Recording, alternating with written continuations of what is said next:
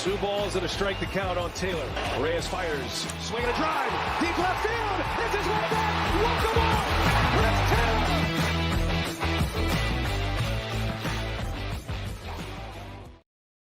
Taylor. What's going on, everyone? My name is Scott Geirman. Welcome into DodgerHeads, presented by DodgerBlue.com. Actually, this is Dodgers Therapy, presented by DodgerBlue.com. My name is Scott Geirman, senior staff writer, Dodger Blue.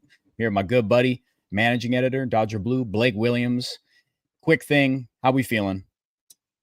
Okay, I was doing better earlier today. Had a nice, relaxing day away from the stadium. Got a little golf in, but then the Dodgers had to go and show up like they did again today, and now we're here. Yeah. We'll wait till everybody gets in here. A lot of people trickling in. Appreciate everyone coming out here on a another impromptu Thursday night. We're dubbing it. We got called out for it. Hopefully we see the gents on here. We can get a little air it out a bit. Yeah, Dong, definitely not gritty tonight. Shout out to the chat. Appreciate you guys all being here. We'll wait till everybody settles in. We'll get everything rolling. But again, another disappointing game. This is 2 in a row now. Dodgers lose 3-1. We'll do quick housekeeping here. Dodgers lose 3-1. Not much fight. We're going to roast. I'm going to flame the top 3. I just can't help it. This was an embarrassing performance out of them. There's no ifs, ands, or buts about it. We'll get into each thing. You'll probably hear some stuff that might align with a lot of the, the anger that you might have, people in chat, people watching. What's up, Mike? Glad you're here, bro.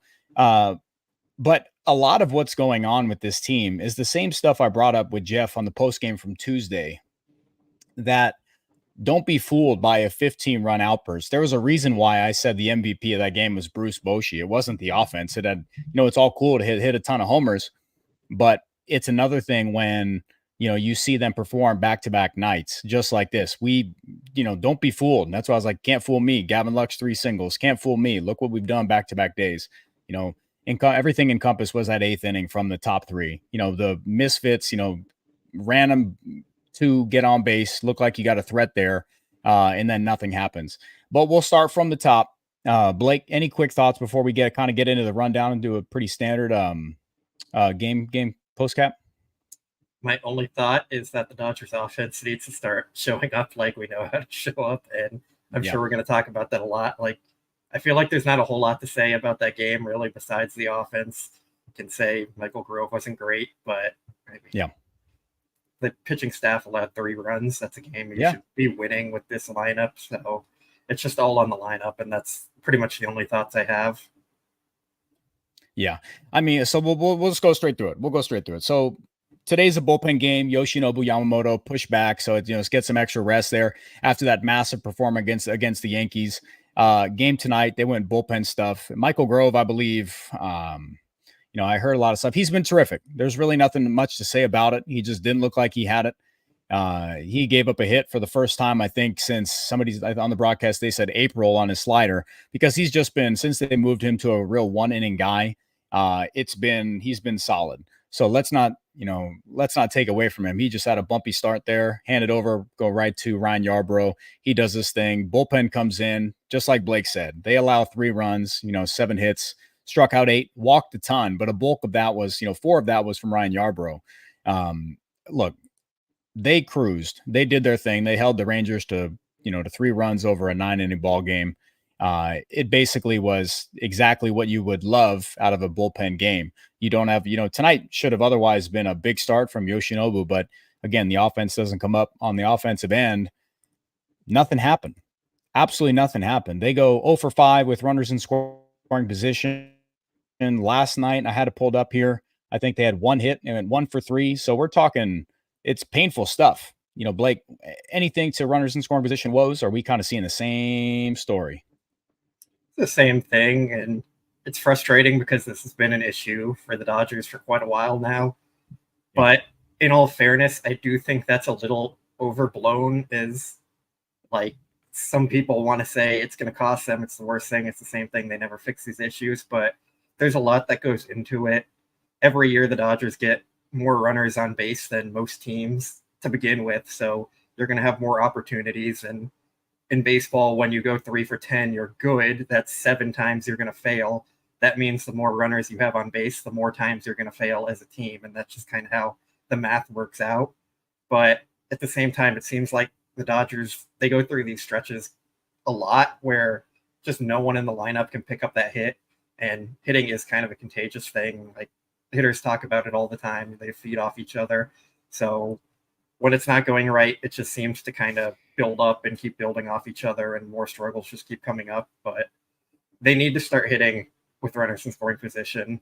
I'm sure they're going to a lot in the year. Like, we're looking at a pretty small sample size because the first part of the year they were pretty good, and then they went on that poor stretch, and now kind of still in that poor stretch. It's cliche, but the baseball season, you're going to have ups and downs in it always. It's the ebbs and flows. Sometimes hits are going to fall, sometimes they're not gonna. It's just going to happen, but it's hard to point out because they should be better. They have all the talent, and sometimes you just need that one guy to come through, and it's just frustrating that no one is coming through at this point. Like, just one guy come through, and then you're going to be probably okay more often than not. But they're just at a point right now where no one's really coming through, and it's just kind of pointing out. It's standing out more because everyone's seeing it at the same time, and every hitter struggling at the same time. Yeah, I'm with the people in chat saying, like, is this a bad team? Let's not act like, let's not do this. Let's not just, paint them as a bad club. Like, you can turn on any random Major League Baseball game right now and see a bad team. But this is just a Dodgers offense that I had a tweet ready to go. I was going to say they're just hanging out. They just look like they're going up there. It's just no offense, no vibes. Like, they're just going through the motions, man. Like, 15-run outbursts. And would you have told me 2 days ago, hey, Scott, they're going to score under 5 runs both games? Would I have been shocked? Absolutely not. It's just the approach from a lot of these guys is difficult, and it's frustrating. But things can be fixed. But like I've said a bunch, and like I said, like it was like a light switch last year. Watching these past 2 postseason failures, it kind of clicked for me, and looking around and how the baseball season's kind of gone and how the standings have kind of gone, and you can look around and you can see so many mid teams around Major League Baseball. We're not going to see a lot of trade movement because of that. They spoke about it on the broadcast that I think it's like 24 teams around the league are all within striking distance of wild card game of positions or in playoff spots, which makes it, a tough thing to gauge because everybody's a lot of mid. There's not many teams over 500. Point being is that I can't look at a game against the Rangers, again, against their 4th starter, not taking anything away from Michael Lorenzen. He's been great. He's sub 3 ERA now, like 2.86, something around there. But in these moments, it's these spots, and why everybody keeps spamming in chat. We'll get to it. We'll get to that 8th inning. Blake's going to cook them on the 8th inning, but I can only gauge them on, situational spots right now. I can only gauge them against, top tier pitching or, pitcher on a hot run, and how do they rebound from that? They had a big outburst following the Yankee series. And I thought, like, okay, they might've just avoided the hangover, but then you look at the next game and you're like, okay, now we're back to what we could see. And why is there such a letdown here? It just feels like they have so many guys that they're just trying to plug and just continue to allow to find a rhythm. And I think that's hurting them way more than it's helping, because it's just way too many to have to just shuffle and say, we have this cushion. Now we're going to go through these stretches where it's like, what the hell are we doing? But it's because there's so many guys trying to find their feet under them that we're going to have these games and these stretches where it's just like, there's no consistency on offense. I definitely think that's fair. But when we're talking about those guys that are trying to find their footing, we're more so talking about the bottom of the lineup. And like, to the bottom of the lineup's credit, they did their job today, and it was the top of the lineup that completely failed them. So yeah, I'm not sure I fully agree with that sentiment there, although the bottom of the lineup has obviously hurt them in a lot of games, and they have too many bad players starting on a daily basis. But even with those hitters, like, you should still be winning more often than not with Freddie Freeman, Shohei Ohtani, Mookie Betts, Will Smith, Teoscar Hernandez. Like, that's an elite group of hitters, and a lot of times they're just all struggling at the same time or all hitting at the same time, which maybe that'll be a good thing when it comes to October and they'll just go on a random run after kind of going up and down all year. We just don't know. Like, we see every year, playoffs are pretty random and you can't predict them at all. Random guys step up, stars step up. So you just kind of have to hope at that point that's what happens if they're going to keep being this inconsistent all year. And that's kind of their only hope there. But for me, I also kind of feel like this team is playing to the level of the competition that they face. When they're facing a good team, it seems like they're stepping up their play a lot. And when they face a bad team, it seems like they play down to that level of competition. And I'm not sure what to make of that. I'm not sure why that's happening. It just does seem to be happening. Maybe they need the momentum and the hype of postseason type games to get them going because they're just over the regular season. But I feel like you can't even say that fairly because of what they've done in the postseason the last few years. Like if they were tearing it up in the postseason, then you can say, yeah, maybe they're just over the regular season and they just want to get there and they're just kind of treading water. But when you lose to divisional opponents in back-to-back playoff series in the first round, like you have to show some more urgency. And I think we were hoping that they'd kind of get that this year with all the new acquisitions they made. And to a degree, I think there has been some of that compared to last year of what they've shown. But I do think this is partly a stretch of bad play that's going to happen throughout a baseball season. And also, like, they need something else to kind of help pick them up and spark them. So yeah, I'm not sure like where they go from there, but the trade. Yes, I agree. Yeah. And shout out to the 600 in here. Appreciate everybody being here again. It's a late version, Dodgers therapy, Blake Williams, Scott Geirman, appreciate you a bunch, but this is me speaking. And I know a lot of people are going to co-sign this. We can talk about the inconsistencies and the roller coaster of a 162, but this is a team where I feel all things considered, like we can't forecast what they're going to do at the deadline, but for what they're doing right now, I don't care what they do in a 15-run blowout. This is not a team that's showing the ability to actually fight. Like there's no to have the bottom of the order doing something, and then in the 8th inning, you go up there. Mookie Betts strikes out on 3 pitches. I've talked about how I'm flat out tired of it. I'm sick of it. He's one of the worst hitters on the team in late game spots. It's the worst. He's got I got to pull it up. This is ridiculous, and nobody's talking about it. Late and close scenarios. I think I forgot what the criteria for that is. I think it's when go ahead or you're ahead by 1 or tying runs on whatever it is. Late and close game scenarios, he's got a 416 OPS. He's one of the worst late game hitters on the team. And I don't care. He's got the most stat padded runners in scoring position stat, maybe in Major League Baseball. That's it. And it's not, he's a terrific player. He's a superstar, but there's something about it where he goes up there and watches 0-1, watches 0-2, and swings straight through strike 3. Ohtani goes up there, 3 pitches. Freddie Freeman, 5-pitch strikeout in the inning's over. Threat done, air deflated. Everybody should have got out of their seats and walked out without a doubt. Like there's everybody, like I'm not talking about booing, but that's just a ridiculous performance, and then you go in the 9th inning, Kirby Yates is clearly struggling. It's just, you can't allow him to go off. Like I give Hayward all the credit in the world. I give Will Smith, he came off the bench and, put up a decent at bat, but it's just, these things cannot keep happening. And that's another inning. Tonight's a game, last 3 innings where I'm like, this is the only way I can gauge this team because they're going to get their regular season wins. They're going to put up their regular season stats. But in these clutch moments, in these RBI scenarios, runners in scoring position scenarios, where the game's hangs in the balance because of it, what are they doing? How are they performing? And the guys who will be here, that's who we can gauge, not people who we could say, yeah, they're at, the liability of being cut or being DFA'd or traded. Those are the people that I don't, if they do it, they stay. If not, then they're somewhere else. But it does feel, and I know I'm ranting, but that's why we're here. But it does feel that there has to be some shot in the arm. Like it might not be, people might say, oh, it's too early and the standings call for it being too early. And it is too early because they have a significant lead in the division because everybody sucks. Everybody's mid. The league is mid, but it feels like just to change the tide, to change the conversation, about the team right now, because when these let games go on, all fans think about is same old Dodgers, same old stuff. I don't care that Ohtani's batting second now. This is what we've seen too much. And it feels like Friedman's got to jump the gun and halt this right now. Whew. Yeah. So we also got some super chats. Now that you're done with your rant, we can get to. Thanks, guys. So here we go. Last 6 outs were all strikeouts. No way. No way. I think that was right.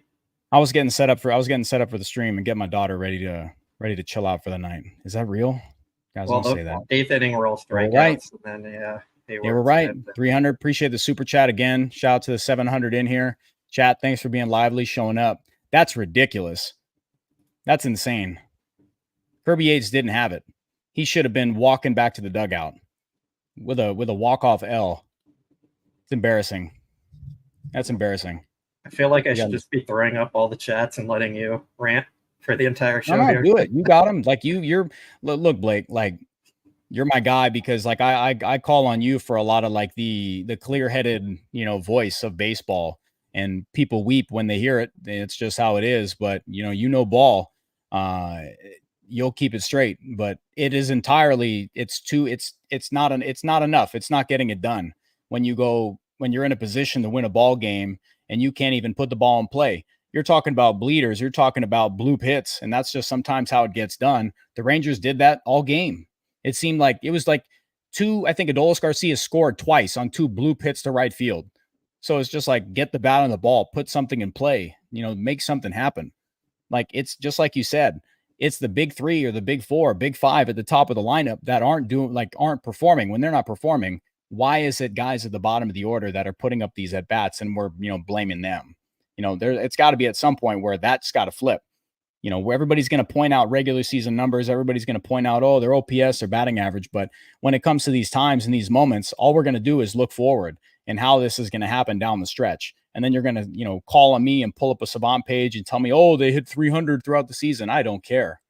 It doesn't matter because tonight was encapsulated a lot of our worries that we've seen and what we really do have to worry about, look forward to. Now, I would ask you, do you think they're pressing?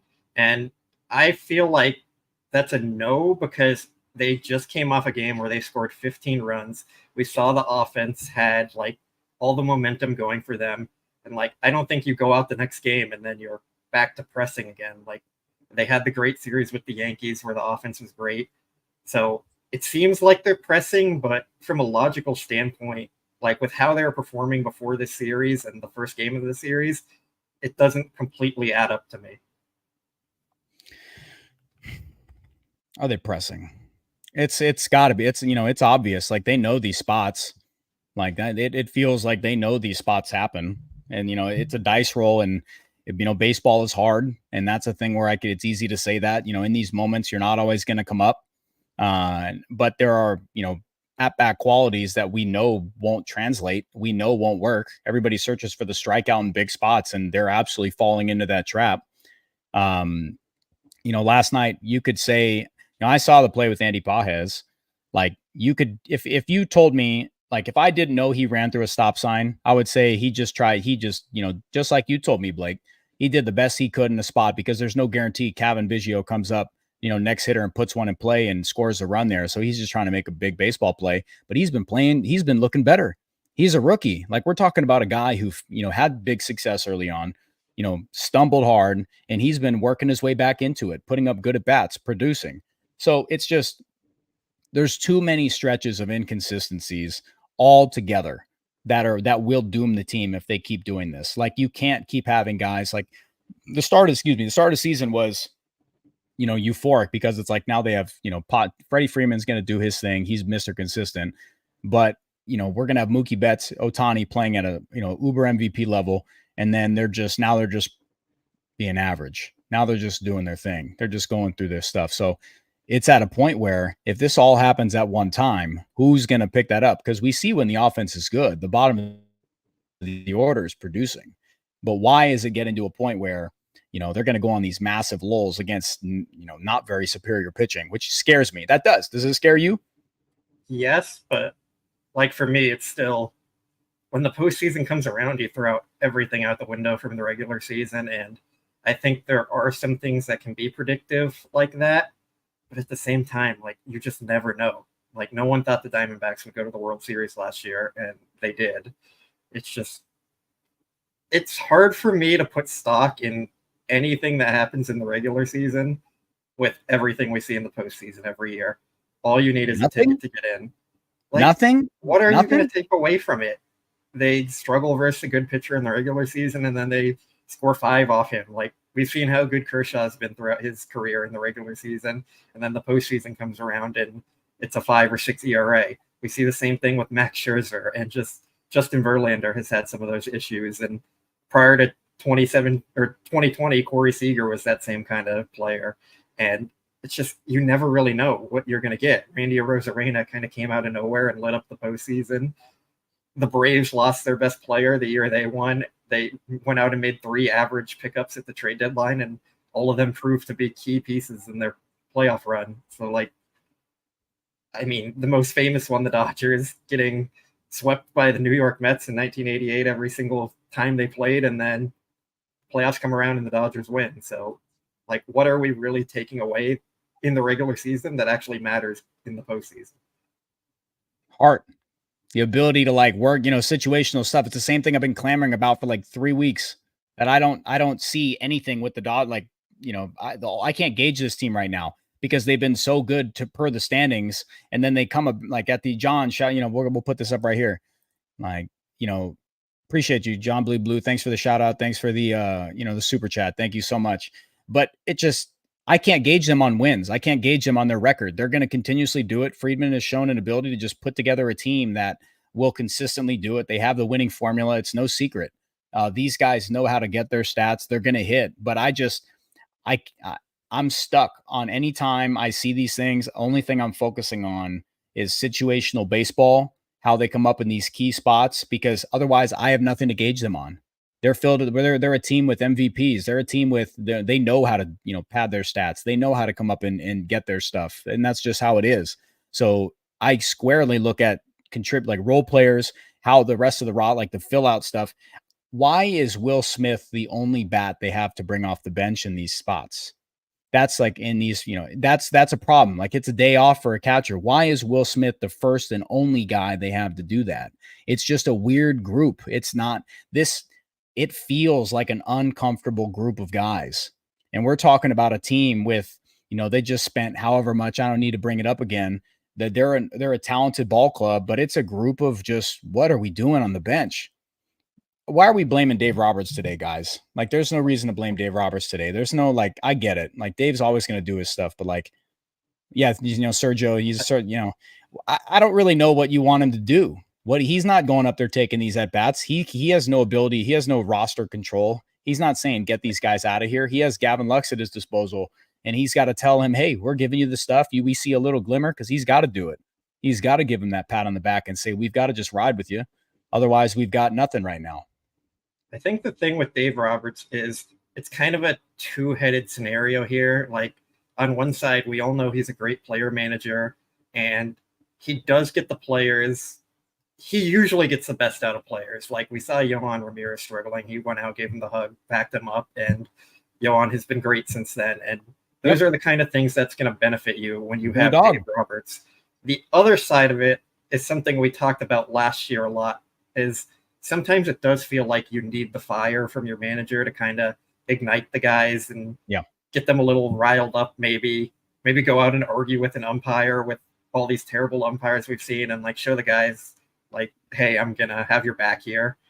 So I think there is something to that, but at the same time, you're going to replace him. And I'm going to throw this example out. Like, with Yasiel Puig, we saw how Don Mattingly handled him, and it was always criticism and kind of tearing him down as a player instead of using his knowledge and saying, like, hey, here's what you're supposed to do. Here's learning. We're not mad at you. We just want you to work on this so you can get better as a player. With Andy Pahis last night running through the stop sign, Dave Roberts didn't go out there and criticize him or get mad at him. He said, hey, you don't have a lot of experience. You're going to learn from this. And then they send Pahis out there in the lineup again today, and he was the only player who showed up. He hit a homer. He had a single. Like, I don't think you get that kind of performance from Pahis today after yesterday with a more fiery manager who's going to bench players and call players out and really be hard on them. So I think you do get benefits from Dave Roberts as a manager being like the soft manager, so to speak, and just letting guys know he has their back and being there to support them. But like we talked about all last year, I do think there is something to having a little more fire there, and maybe that's something they could do with a bench coach, because Danny Lehman and Bob Guerin are not those guys either. So maybe they just need to find something that works for them and get it going there. But yeah, I mean, I think Dave is a good manager. If he was fired, he would get picked up almost immediately. He would have pretty much his choice of job. And I know a lot of people like to criticize the in-game decisions and stuff, but no one wants to think about managing from a sense that they're on a run of 13 straight games right now. You can't manage to win every single game. You can't run Evan Phillips out there 13 straight games. So, like, every manager is going to make mistakes. It's more about what they're doing with the players and how they're motivating and things like that. So, I don't know. The Dave Roberts discussion, it's always going to be there no matter what until they win. But everyone loves Tommy Lasorda, and he won 2 rings. I would say Dave Roberts should have 2 rings. When you're considering 2017, they were cheated out of that one. So he's doing his job well at the end of the day. Yeah. And you know, Chad, I just want to let you guys know you're hilarious today. You guys are saying some of the funniest stuff I've ever seen. Honestly, tonight's an all-timer stuff. So this is one of the best you've had. So, you know, pat yourselves on the back. It's good stuff. Somebody said give a mandatory Dave Roberts hug before every at bat. Blake, where are you at on that? I mean, if it works, it works. Like, yeah, we could send him to the World Series, go for it. Yeah. And I don't, and I don't think there's enough, like Pat Murphy from the Brewers. Like he's a guy, like he's a good pick. That's a guy that stepped in. He's got just enough fire. I think he's terrific stuff, but I'm not talking about changing managers because they haven't shown a willingness to go do that. I don't think that's something that, you know, Dave Roberts, if they first round exit and they decide to make a change there, you know, that's something they could explore, but we'll cross that bridge when we get there, if we get there. But as of now, it just, you know, Ohtani came in. He's a very quiet guy. He's got baseball fire in him. But he's not someone who's going to just go out and show it because he's going to, you know, for players that are just very demonstrative on a baseball field and you look at them and they're like, yeah, they're a leader. Like Bryce Harper, they're going to go out and argue. They're going to do, you know, have big outbursts of emotion. All their 3 superstars with the Dodgers at the top have nothing. They do not do that. Mookie doesn't do it. Freddie doesn't do it. Ohtani doesn't do it. Will Smith doesn't do it. Teoscar is like the only one that'll do something like that. And we haven't really seen much, but it's the status quo. That's what they do. They don't have these big, you know, big personalities up there. You know, they like to keep it close to the vest and you know, show it with their play, but it's been a couple years of letdowns. And I'm worried that they overlook players that have those type of profiles just to maintain that type of, you know, atmosphere.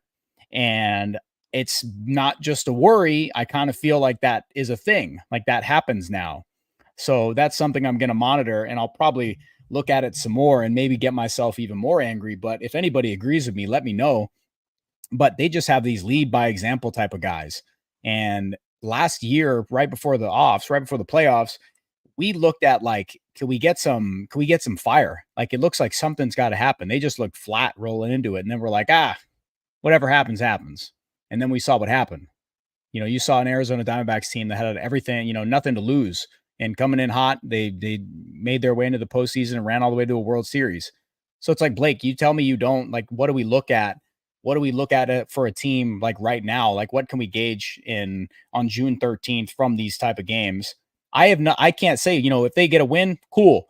But if I didn't see anything that like translates to a postseason game, like high leverage moments, that stuff I can look at. Like I certainly can. You can tell me I can't, but I certainly can. Like big spots, runners scoring position, you're not producing consistently. Like that stuff, like I know translates. Well, first, I'm surprised you made it through that whole thing about not having those fiery emotion guys without bringing up Tommy Pham. Don't know how you did that. We haven't gotten into trades yet. We haven't gotten into trades yet. Yeah, we haven't gotten into trades yet, but it's stuff that you and I have even spoke about off stream, you know, just shooting it, you know, about ball, like looking around baseball, about guys that are just, they rise to the moment. Like they understand the gravity of the situation.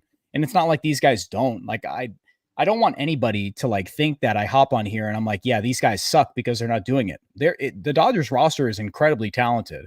There's just something going on that they have these consistent, you know, flops in these moments.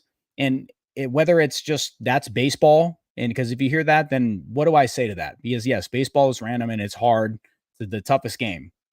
But there is something to it where this current roster has incredible flaws with stuff that they are very consistent in doing, which is filling out the bottom of their order. You talk about, Andrew Friedman being an incredible master at, improving on the margins. And right now that margin is huge.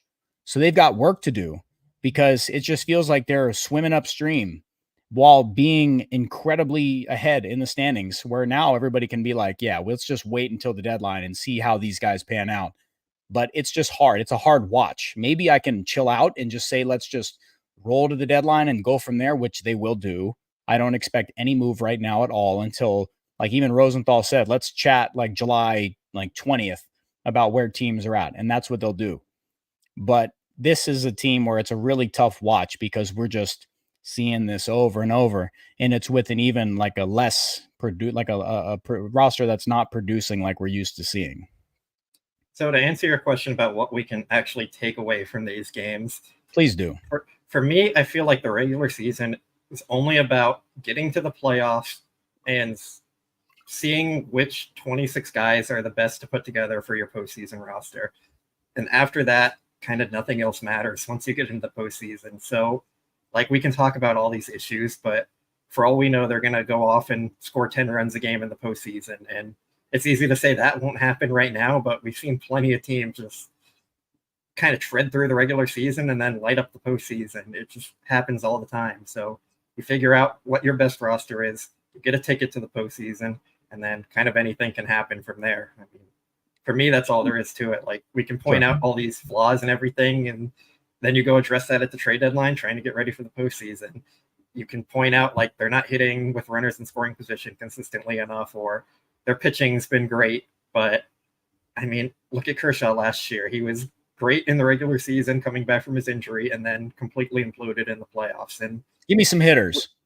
Give me some offensive guys. I mean, I don't want pitchers. He and Freddie Freeman were MVP caliber players all year, and then they went 1 for 13, 1 for 20, whatever it was in the postseason. Like, you just never know what you're going to get. And if we want to talk about those guys specifically, I'll go back to the Braves because those are just the ones on the top of my head. Like, Eddie Rosario was average at best all year, and then he was an MVP caliber player in the postseason. Like, I just don't think you can take away any specific performances from the regular season and translate those over into the postseason. You just have to use the regular season to figure out who your best guys are and roll with them and hope they come through. Yeah. No, I see PC people in chat saying there's stuff that, agree with both. And I'm with you. Like, but I have nothing to gauge them on. So I'm going to choose to gauge them on the things that are important in the playoffs with this current roster. But let me ask you this, Blake, and then we can kind of, take this conversation wherever we believe or wherever the chat believes. Again, shout out to almost 1,000 people watching. Appreciate you guys. It's, 10:30 after a ridiculous game, brutal performance. So we appreciate everybody tuning into Dodgers Therapy. Do you think that with this current group, aside from the players will be here, with the fringe guys and the role players they currently have, do they provide you with enough confidence to saying, yeah, we could just forge on with a majority, albeit maybe two guys? No, but I don't think we're going to get to that point. I believe Friedman is going to say, like, hey, we need to go add offense at the trade deadline and make that happen, whatever it may be. Like, I know a lot of people want to go get the big name superstars and stuff, but I'm kind of just saying all they need is high floor guys who you believe are going to be consistently in there performing well. Yeah. Like, Mark Canha is the name that just keeps coming to mind. He's like a 110, 120 weighted runs created plus guy every single year. You know what you're going to get out of him. You don't need superstar production. You have that at the top of your lineup. You just need some guys who can help carry those superstars a bit when they're not performing well, because that's going to happen. Baseball is very much a team game, and when some guys aren't producing, you need other guys who can step up. And I think that's part of the main thing we're seeing with this offense. Like, when the superstars aren't hitting, they don't really have anyone at the bottom of the lineup who's going to step up and kind of help carry them. But we know the superstars can carry the bottom of the lineup because that's why they're in first place with the big lead. They've been doing it all year.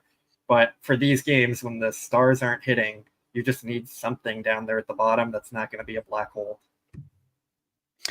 Yeah, I agree. Yeah, good stuff. And it's just, I keep, more I see this team and I don't know what's going on. Sorry.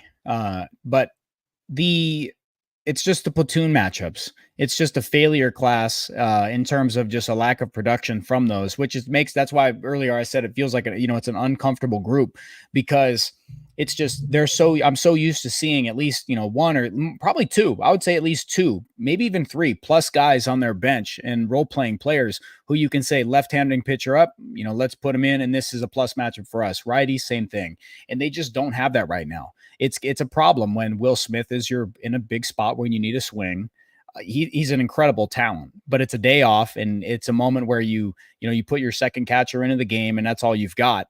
Why isn't there anybody else on the bench that you have enough confidence in to go up there and put a big swing? Like Jason Hayward's your only one. Kevin Biggio, you just brought in for to see if there's any spark left in a bat. But it's a bench that we have no clue what we're doing. No idea what we're doing in these platoon scenarios. Like they have such a leash where it's going to get to a point where I don't want them to be like, now we really have to go out and just gut the bench, because they can't do that. Like, frankly, let's be honest. There's no way we're going to see an entirely new bench. Like it's not going to be. There will be some carryover. Blake, what? I mean, you could easily get rid of He just brought up Miggy V and he hung out. Chris Taylor got more run in when Miggy V's being up here. He got more at bats than Miguel Vargas did.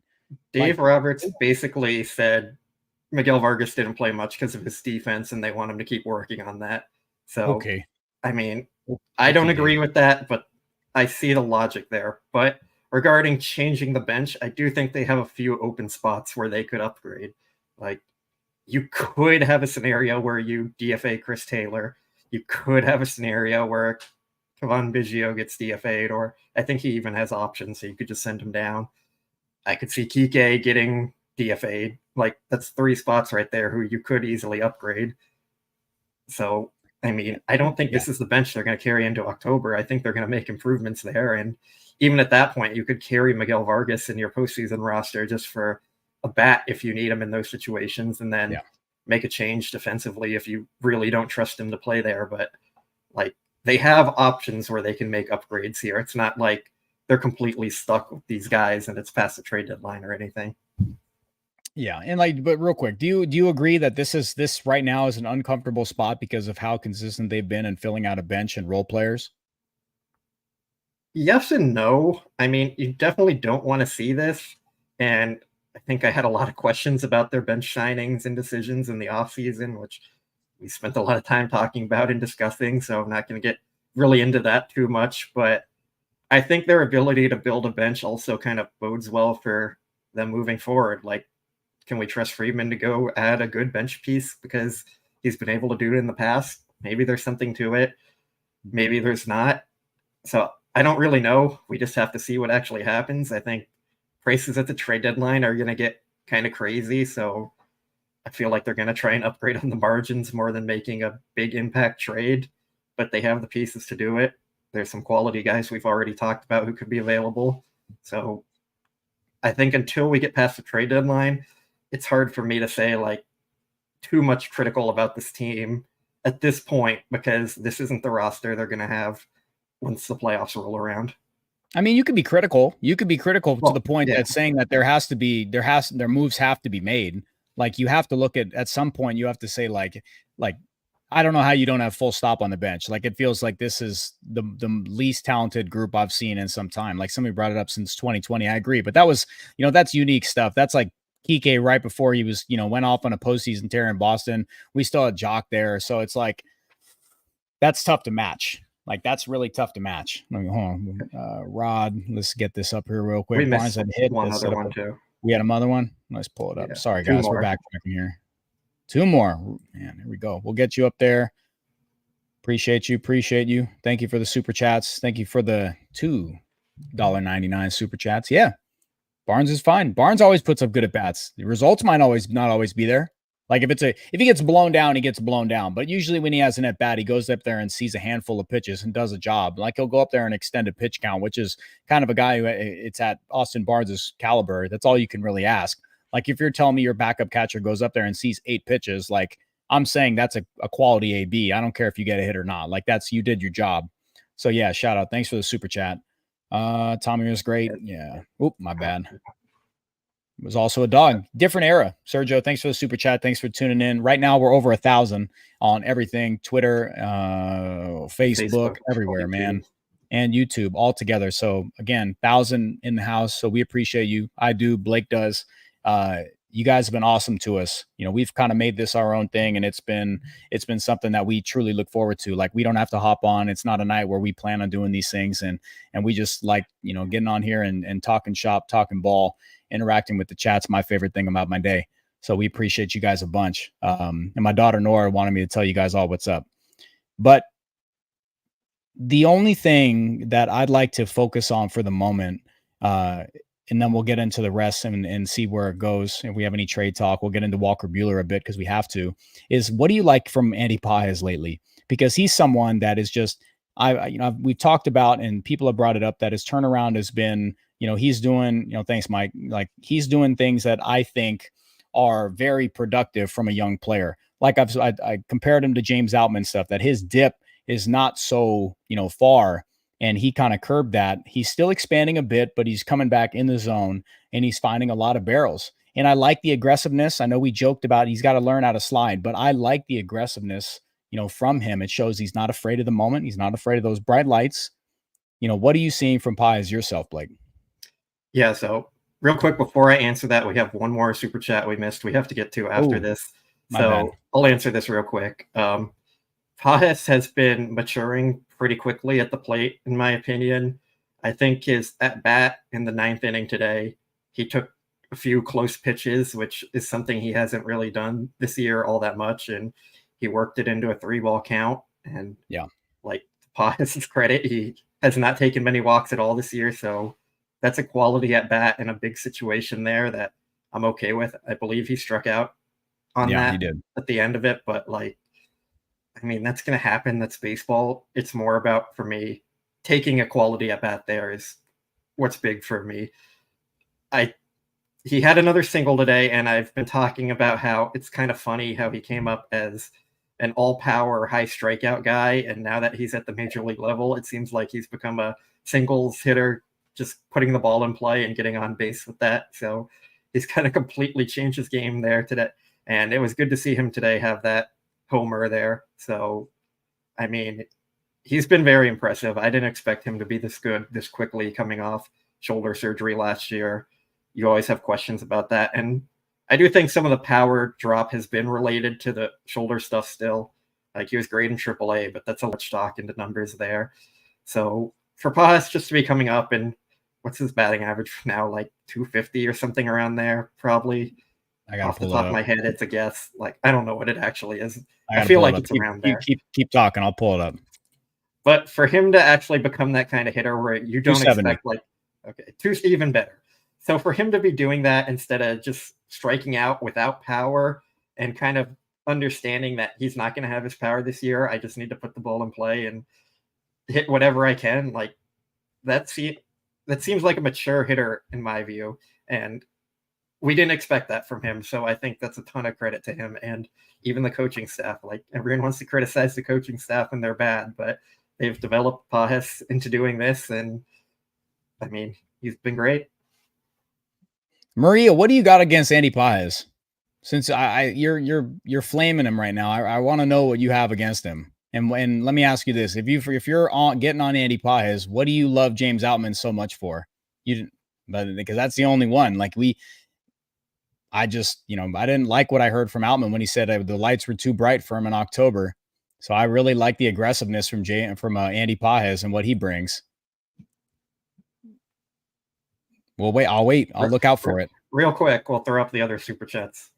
Yeah. So, Ivan Nunez, thank you, man. Appreciate the super chat. I gotta fact check that. Look that up. I gotta look that up. I don't know if that's like, if that might just be per Fangraph. Like, yeah, per Fangraphs. Like, if you pull up the qualification for that, like, I don't know what the criteria for that stat is, but if it's true, there's something to it. It makes sense to me because he struggled a lot with runners in scoring position in the beginning of the year. Big time. And then he's kind of fallen into that again a bit. And with his injury there, that supposedly didn't affect his offense, that probably affected his offense that they wouldn't admit. he went into a pretty bad slump there. So I believe it. But with Ohtani, I feel like it's not fair to say playoff form for him. He's never been in the playoffs. The closest thing we've had for him in high leverage moments in games that matter is the World Baseball Classic, and he carried the Team Japan to a championship there. So I don't know. I mean, I trust Ohtani more than Mookie and Freddie Freeman just in any situation. I'm sure he's going to turn it around. He's a top 3 hitter in baseball, up there with Aaron Judge and Juan Soto. So, like, I'm not concerned about Ohtani. It's a small sample with him there. Yeah, no, I'm with you. That was one of my main sticking points about Ohtani with the postseason and looking ahead. And like when I kept highlighting that, like even before the Dodgers signed him, like whatever contract, I vividly remember saying it's going to take a contract we'd never seen before. It's going to take a contract that it's going to make people go, there's no way. And I really cited, when he hit that big double in the WBC, and he had that huge outburst of emotion. And I was like, okay, we've got a guy. He's just never been on that type of stage. So we have no clue what we've seen. And that's why I don't really bring him up when talking about some of these things, when I really look at Freddie and Mookie and what we've seen the last 2 years, because we just haven't seen that sample from Ohtani. We just haven't seen him when that clock strikes and the playoffs start, what we've seen from him. So Nomo said he's kind of underrated. I mean, he's kind of chilled out a bit. So people are kind of forgetting about him at the moment. They know what he can do, but definitely they've kind of, like that, he's kind of cooled off a bit. He's batting like $172 in his last 7 games. So he's had a tough break. He's had a tough go, but they've been winning. They've been about a 500 club in the last like 20 games. And that's something to note. Like, that's why when I talk about Maria, I mean, never gave Vargas a fair shot. I'm with you, but I don't think that's a reason to like harp on Andy Paez. If you want to trade him, then who else do we hit? Like, that's not, those guys are playing 2 different positions. Like Andy Paez is playing a premium spot. And that was the main reason for my thing again with Jeff about Brent Rooker and Luis Robert. Like, we're talking about center fielder or left fielder. Miguel Vargas just started playing left field about a year ago. And that's a tough thing. Like he's an athletic guy, but he's not going to be out there tracking balls. He's not going to be like a 10 outs above average type of guy. Like he might even just be league average doing it. And we've seen some gaffes from him already. But if Dave really said defense from that, and he's just trotting Chris Taylor out, it's just tough stuff for me to buy. It's just really, that's a tough thing for me to buy, that he was just up here to hang out. Like I know you shouted me out and said it's like a bench raiser. And I agree. It raised the floor of the bench to not use him off the bench. So just weird stuff. Man, what else, Blake? What else 3 is on more our super mind? chats. We got we got a couple here.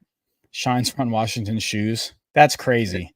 Yeah. I mean, we're talking like Dave. We're talking about Dave, and then you're talking about Ron Washington, who like flamed one of his players out because he didn't get a bunt down on a ball like 9 inches out of the zone. Like, it's just different stuff. Like that, there's a different type of old school manager, and then there's Dave Roberts, who allows players to be players.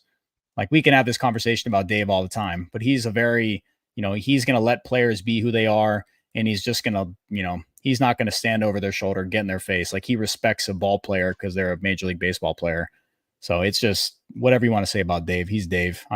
Ron Washington, I'm good. I don't want to suicide squeeze in the 9th inning with, maybe one of your best hitters up. I'm okay on that.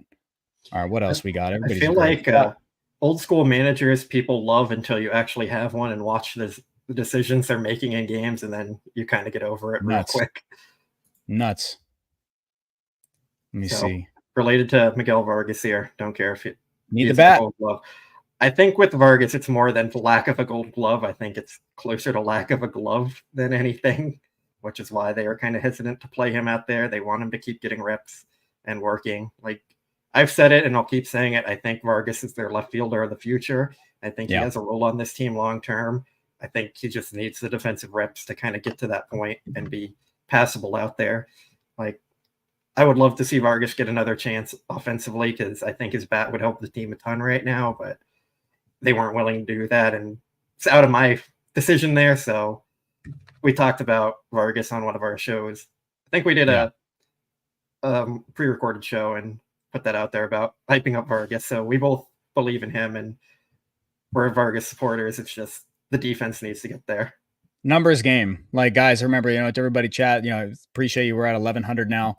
It's a numbers game. A lot of these things, it comes down to who has options, who doesn't, who do they have the ability to give more of a run to? Who do they need to give more run to, and kind of find out. But I'm at the point where it's like, how much more sample do you need for some of these players? And how much more, like, what are you seeing from Chris Taylor? Kike Hernandez, I was in shambles that, that performance in New York was going to go, oh man, there's no way they're getting rid of him now because of, 1 or 2 games of the season. So there has to be an evaluation period for kind of everybody. That's why I'm so worried about the bench.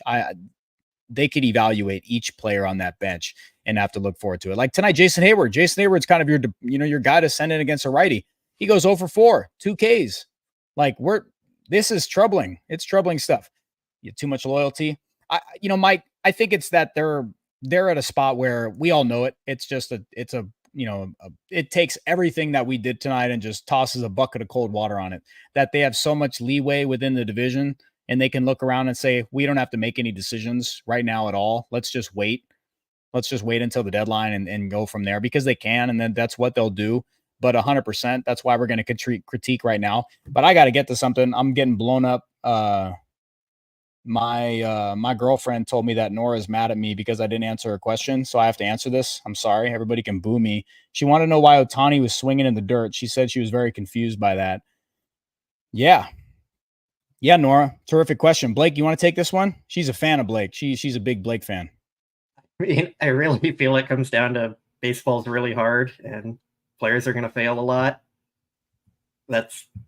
You don't want to see it, but that's going to happen. And even the best hitters fail 70% of their plate appearances, and that's what makes baseball so tough. Like, you have to be able to turn the page and kind of move on.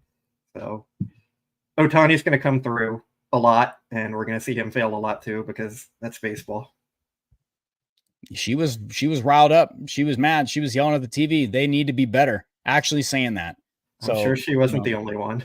Yes. So Nora knows ball, an 8-year-old who absolutely knows ball. But just a really tough inning there in the 8th. That kind of was a segue to kind of the motivation to be here tonight. We do have to do a little bit of housekeeping. Aside from this, again, we're at 1,100. Appreciate everybody being here. Dodgers made a little bit of a trade right around, I think it was at game time, right? Like right when stuff was about to get started. First or second. Yeah. They made have a reunion with Jose Hernandez. This is a guy that had spent, I believe, 6 years within the organization. They opened up a spot by placing Ryan Brazier on the 60-day injured list. So that opened up a spot. He was DFA'd Hernandez was DFA'd by the Pirates earlier in the week. And they claimed Dennis Santana. So they a lot of former Dodgers and current Dodgers, getting shuffled around today. I'm not going to ask you if you know anything about Jose Hernandez, but if you do, drop some knowledge on myself and everybody in the chat, please. I know he's 26. I know he's left-handed, and I know he's a pitcher, and I know he used to be a Dodger prospect, and that's about where my knowledge about Jose Hernandez ends. He was taken in the Rule 5 draft by the A's. I think it was in 2022. That was the year the Dodgers also lost Ryan Noda, who's still with the A's, and Gus Varlin to the Brewers, and then they ended up getting Gus Varlin back. So I guess they're on pace to get Ryan Noda back here pretty soon if they're just going after the guys they used to have. But, I mean, I think it's more signaling Brazier is still going to be out for a while, which is something we've known. He has the calf injury, and I believe the earliest date he can now return is June 27th. So it doesn't change Brazier's timeline. I don't even think he'll be ready by that June 27th date. He just threw his first bullpen session, I believe it was, and he was still dealing with tenderness in his hamstring or calf, I believe it is. He has the calf injury. So, yeah, he's not going to be back anytime soon. So this is kind of a move where you get a guy who's familiar with your organization, you bring him back for basically free, and you see if you need him, you can call him up, DFA him later if you need to. It's one of the moves where you don't put too much thought into it because it's not going to be an impact move likely.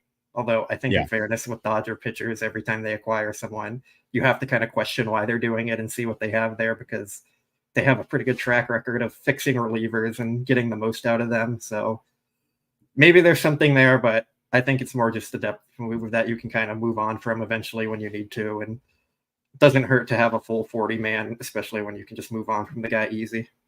Yeah, absolutely. And he's got some option years left. So the Dodgers have the ability to, option him down, keep him in OKC. So that's a good piece to have.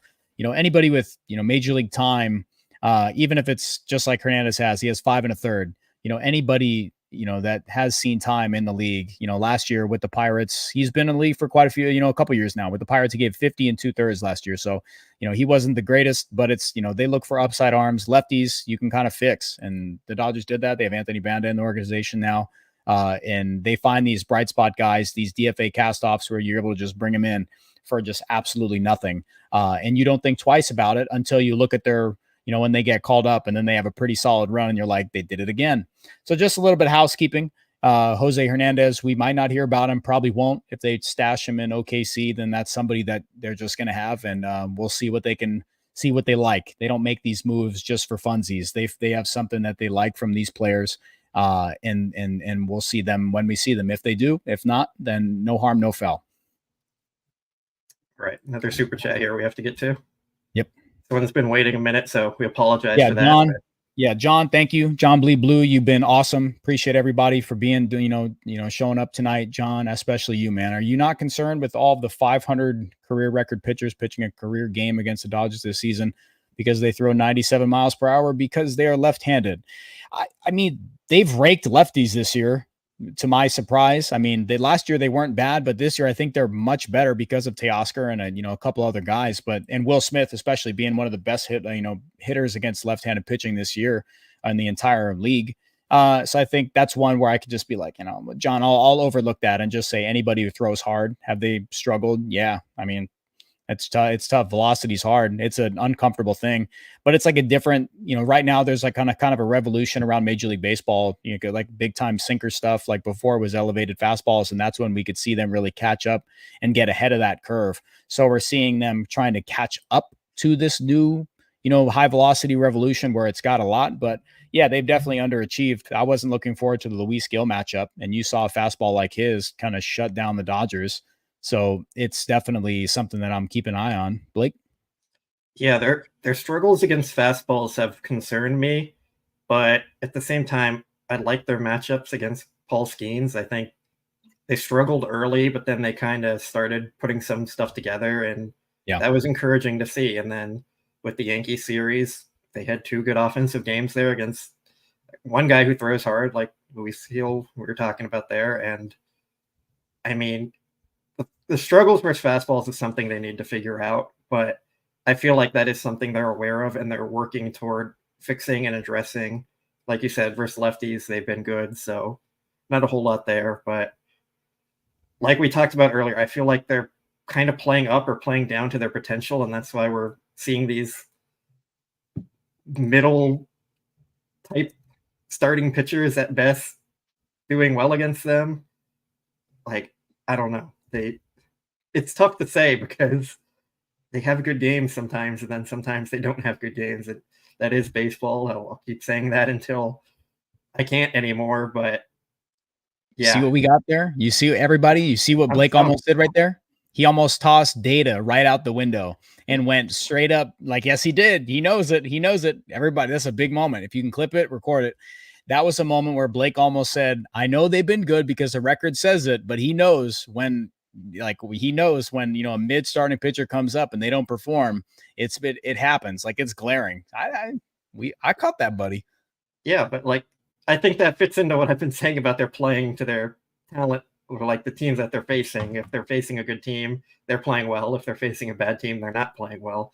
And I think that might be the biggest concern for me. But like, if you're going to say that's their biggest concern right now in the regular season, like, that seems to bode pretty well for the postseason when you're playing better teams. If I'm trying to be somewhat optimistic about this, like, am I wrong to think that there? No, not at all. That's like, I have the ability, I'm not naive to the fact that the Dodgers can game plan with the best teams and they might be one of the best. It just comes down to, flat out execution. Last few years, they just haven't done it. Last year they didn't hit at all. They had no pitching. So they found themselves in a hole. So they really didn't have an opportunity just like again against I forgot the matchup. I think it was Skeens. It was Skeens. I was bummed that they didn't have an opportunity to just go toe to toe. Offenses aside, like I wish they had a 0-0 ball game maybe in the third, so you can see how they could battle and go from there. But we need to get to this. I know we cooked on Walker Buehler stuff all year, and I am pulling some stuff up here, and we will take it from here. Blake, I need you to carry me on here for like 10 seconds, and then I'll join the combo. So I think everyone knows Walker Buehler's season thus far has been a struggle, to put it nicely. And Buehler himself knows that. If we have his interview up from the other day, if you want to go watch it, if you haven't yet, check it out after this. And he seems like a pitcher who is, I don't want to say broken, but I don't know how else to say it. He's trying to figure out what's going on, and he's trying to make adjustments. And to his credit, he made some of those adjustments that we talked about him making. Yeah. But he didn't fully do it, and it came back to bite him. So yeah, here we are talking about Walker Buehler again. Yeah. So Blake and I have been kind of, boisterous when it comes to Walker in terms of, like, I believe in Walker's compete. I believe he'll be stubborn. And when push came to shove, like when he needs to go out in a spot, he's going to absolutely give it everything he's got and not fold. Like he'll stay engaged. He'll give it, give that fire that we're so used to seeing from 21 and stuff we've seen over the years, and why, the Dodgers fan base, fell in love with him. But Walker Buehler, for the first time in his career, dropped the four-seam fastball, but he, just like you said, he didn't. But for the sake of what we're doing right now, we're going to say he did.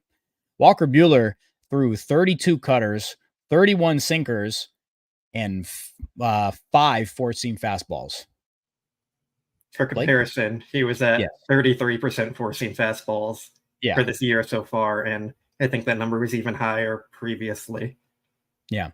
So, and like we all have seen it, like if you've paid attention to, like, since this, the sticky substance ban, like you've seen, if you've looked at the advanced data, like his stuff overall has taken a dip, four seam completely in general. And he was coming back. A lot of the conversation was talking about velocity, and I didn't care about his velocity at all. I wanted to see the spin. I wanted to see how that was looking, and nothing else mattered to me because he has quality secondary stuff. But I really, was paying more attention to that. And once he debuted this year, you could see that fastball just wasn't there. Blake, post game, listening to Walker, what did he have really to say about the four seam fastball and why they made this change? He said his four seam hasn't been playing up the same way it has previously, which I think that's all what we kind of knew. And we did the whole video about how he needs to drop the four seam, go to sinker cutter. He took that adjustment, and he was doing pretty well that way. He threw his fastball 5 times and gave up 100% hard hit rate on it. And including what? Including the pitch to Corey Seager that ended up being a home run. That was a four-seam fastball. Buehler said he threw that one because he threw Seager everything else already up to that point. But I feel like at that point, go back to your best pitch, or there's a free base. Don't let that one guy beat you. Yeah. So Buehler knows his fastball is not good anymore. He described it as in a profane way about his lack of ability on it. So not going to repeat that here, but if you want to go hear what Buehler said, you can go back and listen to that one. Yeah. And he's frustrated. He knows it. He said he's sick of being the guy who's kind of searching and not providing results, because throughout his whole career, he's been used to being the big game pitcher that the team can rely on. So I'm sure that's taking a toll on him mentally, and feel bad for him. It's hard to watch him going through it because of all the great moments he's had for the Dodgers, but he's searching for it, and he needs to just fully drop that fastball and kind of pitch like Gavin Stone does, where you're just trying to move the ball off the barrel of the bat rather than looking for strikeouts, because Buehler doesn't have the strikeout stuff anymore. Like, the days of him being an elite strikeout guy are way behind us, and I don't think that's going to come back. If it does, I would be very shocked. But I think there is hope where he can be a quality middle-of-the-rotation pitcher just by trying to get soft contact and pitching that way. So credit to him for pretty much dropping the four-seam fastball. Lack of credit to him for being stubborn and going back to it in the biggest moment of the game. Hopefully he learns from one of that. the best hitters in the league. Hopefully he learns from that.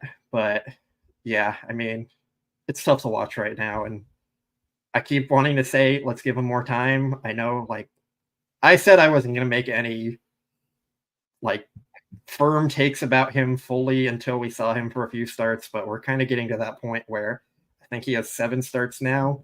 I think Buehler himself said it would take him like 8 or 9 starts. So we're kind of getting to that point where he needs to start showing up and showing he can be an effective pitcher rather than what he is right now. Yeah. And like the more, really well done. Great job, man. Like that was a really good explanation there.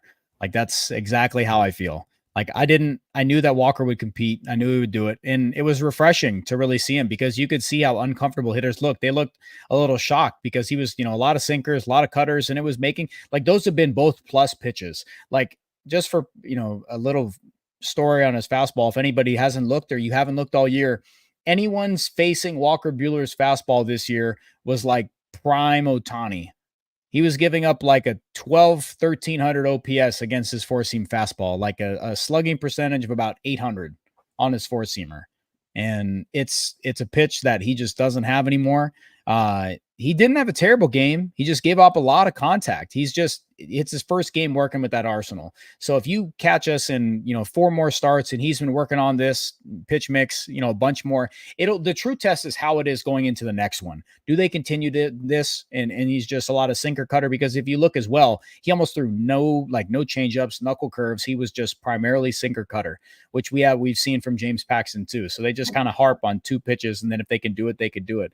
And because he had, I'm not going to say so much success, but because he had like enough where I'm like, he was a 2-pitch guy and the only thing he got burned on was the pitch that sucks.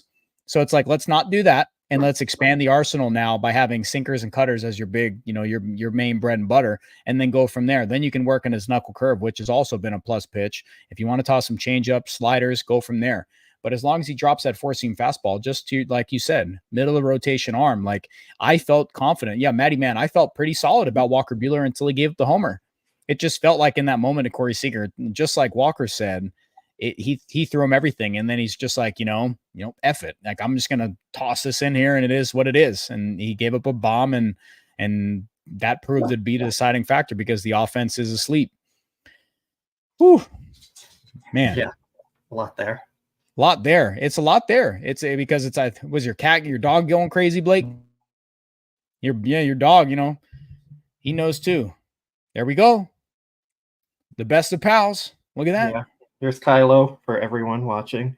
If you're listening to this later, go back and check out the stream so you can see Kylo. But what a dog. He's usually not with me here while we're recording, but today he wanted to come in. So he was sick of it. He was sick of tonight, just like us. Yeah, he's fed up. Oh, yeah. Again, shout out to the 1,100. We've got 1,150 in here. So appreciate everybody. We're running long. This is a long one tonight. We're just gonna go straight to questions. I don't think we have anything else unless there's anything pressing. Mike, nobody asked us about trades. Don't want to get into it. Don't have time. My eyes are getting red. Well, we don't have draft stuff. I saw. I don't know. We'll get some people on to talk some drafts. We'll open up some questions. I don't know how many, but if you keep flooding them in, we'll go to those. We did have one super chat. Yeah. John, my bad, man. You've been awesome tonight. Well, I'm an old school Dodger diehard from the early 1970s. Shout out to you. You lived through some of the best times, but I've never seen 3 MVPs strike out in a row without getting the runner home from third base like the Dodgers in the 8th inning. It was an embarrassing inning.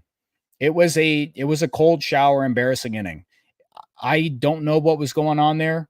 Robertson is, 40, it seems. He's been in the league for forever, but they looked overpowered in all sense. Like Mookie, it goes back to the stuff about Mookie Betts is the leadoff hitter for the Los Angeles Dodgers. But after the first time through the thing, he is not a leadoff hitter. You do not need to be working counts. That's not something you need to be doing if you don't have to do it. Like if you're not getting a good read on somebody, then that's fair to go up there and see some pitches. But you're getting pitches in the heart of the dish and you're swinging through strike 3. Shohei Ohtani, 3-pitch K, and then Freddie goes up there and just, they're just chasing. So I'm with you. Like, I don't know if the story of the season is that, like, it is a disappointment. If someone pulled up that inning just play it on loop.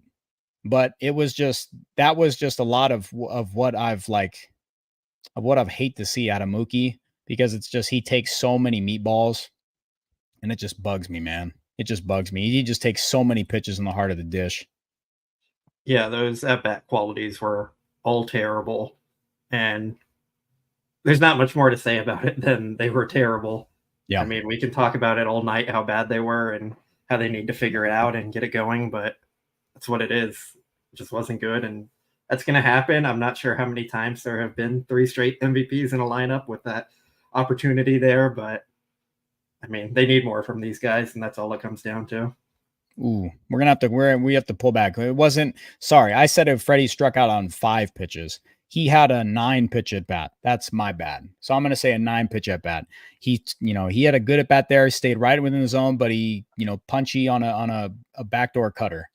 But it's still, the point stands. Like, you just cannot in that moment, go up there and just get blown down 3 straight times. I applaud Freddie for going up and giving an at bat, but it just put a cherry on top of what the 2 hitters right in front of him.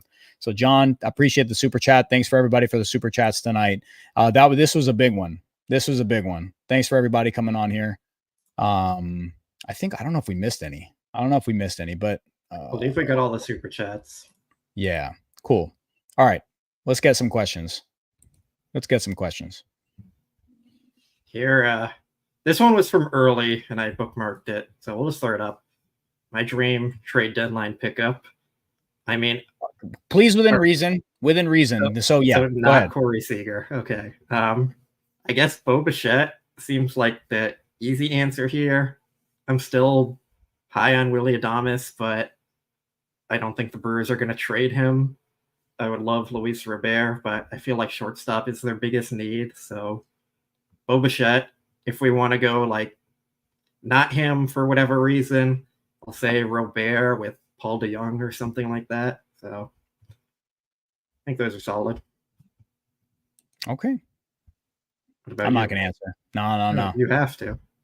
I don't want to say, like, I could say, I mean, I've been talking about Luis Robert for, the entire time that rumor came out. So I'll stick with him there. And just to make it easy, we'll just say Paul DeJong, and just, anything to get Mookie Betts off a shortstop and get back to the original plan, because Lux just, whatever he puts up just isn't doing it. And go from there. But if they completely avoid shortstop and they just stick it out, which would be an absolute disservice to Mookie Betts, I would go with, Luis Robert, Mark Hanna, and then just, go dive into the contract and then just take it from there. But they need some mercenaries off the bench. Honestly, they need a lefty. They really do. They need a left-handed bat really bad. And if it's James Outman and that's the route they go, and he's the person they hinge their stuff on, I'll be disappointed, because if he doesn't show up, then that's just a big letdown and kind of the easy route that they'll take. I know it's tough to find spots, but you can stash these guys in AAA, but I feel like they're going to say it's James Outman, and that's what they're going to do. But yeah, Matty, man, I'm with you. They need a lefty who can hit. They need someone who's like consistently doing it at the major league level, and not someone that, he's doing it in AAA, and we're going to pray that he comes up and he's just a big platoon guy. So I'm going to say Luis Robert, ideal stuff there, and Paul DeJong, so we can get back to the original plan and do right by Mookie Betts, because right now they're not at all. I don't care how much he works. I know he'll work hard, and he's doing it to the best of his ability. It's just an incredibly tough thing to ask from a 31-year-old to go play a new premium position, and I want them to get back to the original thing, because Gavin Lux just isn't. He's not outweighing the need to address the situation. So I'll answer this one real quick. Sorry, let me pull it. My bad. I'm trying to pull the banner down. Okay. So why didn't Yamamoto start his schedule today? It was because he threw 108 pitches his last time out, and they just wanted to give him an extra day of rest, or an extra 2 days of rest, I guess. Nothing more than that. Regarding playing a weak lineup on bobblehead night, I don't think Dave Roberts cares about that at all. He's going to go with his plan and stick with that. So that's the Yamamoto piece there. Just an extra day of rest. I think there's one more. Here, Kershaw update. He threw a sim game today, 3 innings at Dodger Stadium. He was sitting around 88 miles per hour, and the reports were mostly positive out of it. Mark Pryor said this is where he normally sits in his bullpen sessions during the season when he's fully healthy. So seems like he's making his way back, and he's supposed to start a rehab assignment here pretty soon. I think it'll be with Rancho, I think Dave Roberts said today, but you can double check me on that one. But Kershaw's making good progress there. And then we'll throw this one up too. This one's for you, Scott. Thanks for the question. If both Kike and Chris Taylor are here after the trade deadline, what would your reactions be? Are you saying both? Because I truly believe like one of them will be here. Like just thinking like logically with like contractual stuff, like I really think that Chris Taylor will still be with the team. And that's just how I see it. It's a lot of money. It's really a lot of money. Like in where they are, like to get a zero return from this team. I feel like they're just Blake, I know they're in a position. It just sounds dumb to say. Are they in a position to just cut bait because they just toss around money like nothing? But I would be disappointed. I'll just say that. I'll be disappointed, but I am prepared for them to keep one of them. Kike is someone that I feel like they could get rid of, but I feel like they'll keep Taylor just for contractual reasons, begrudgingly. That's what I think they're going to do. Are you kind of on that same plane? Yes, and I think they value him enough and have enough respect for him where they totally wouldn't just release him during the season. I think it would be something where they leave him off the postseason roster, and Chris Taylor would understand the reason for that, even if he would be disappointed. It's easier to justify that, and then you can move on from him in the offseason when it's just a little easier and more like respectful, I guess. Probably not the right word, but that's how they're going to view it. They're going to keep backing him up, and they're going to hope he figures it out because he's provided them a lot of hits in his career, and he can still play defense even for the time being. So it's not a total loss there because you're still getting that out of him. So I think one of them will be on the roster, but if both of them are, I would be pretty disappointed unless it's like for an injury reason or they plan on moving on from someone after, like say Max Muncy's set to come back after the trade deadline, and then they're going to release Chris Taylor or Kike Hernandez, then like that's fine, but you can't have these guys on your roster going into the postseason. Yeah, they don't strike. It just comes back to the thing. They are not in a position where I'm saying, yes, they're a plus guy. I trust Kike in the playoffs. I will say this. I do trust Kike in the playoffs just because of pedigree there. And again, against New York, he came up and had some at-bats where I was like, okay, like these are shades of what we've seen. But Chris Taylor feels like, the kids, he feels like someone who's at prom and he's just standing off to the side watching everybody dance. And that's what he's doing right now. He's hanging out. He's no production, no vibes. Chris Taylor is the one that, when everybody's they're putting up 15 runs, he's going up there and not doing a thing. Yes. So thanks for the question. We're running on fumes. Let's get a couple more in and then we'll run it. Is there anyone on the team that's a leader that can right the ship? What's up, Kira? How you been?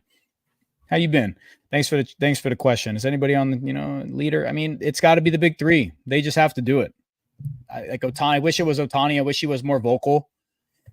But that's just not who they are. They have a certain status quo inside the organization where they want their play to tell the tale. That's what they want. Like they want to lead by example. They just want to go out there and show it and exactly what it is. Because you see from Will Smith, same thing, homegrown guy. He's just very to himself. That's his personality. Freddie, same thing. To himself, that's his personality. Mookie Betts goes through the motions, can be an MVP, and it's easy for him. Baseball's easy for him. But they don't have these big outbursts. They're not going to argue. They're not going to get in the umpire's face. I've never seen it, and I don't think I ever will. But it has to come from them. And for Ohtani, we have to see what he does in the playoffs. Sean, like egotistical, like Mookie, I don't know. I think that's just who he is. I think that's just who he is, man. Like Mookie's shown us enough that he's going to show up, play at an extremely high level, and that's it. Like that's just what it is. He does just enough to be an absolute superstar in Major League Baseball, without being, the most vocal person in the clubhouse. Kira, shout out to you. Appreciate you always being here. 10 out of 10.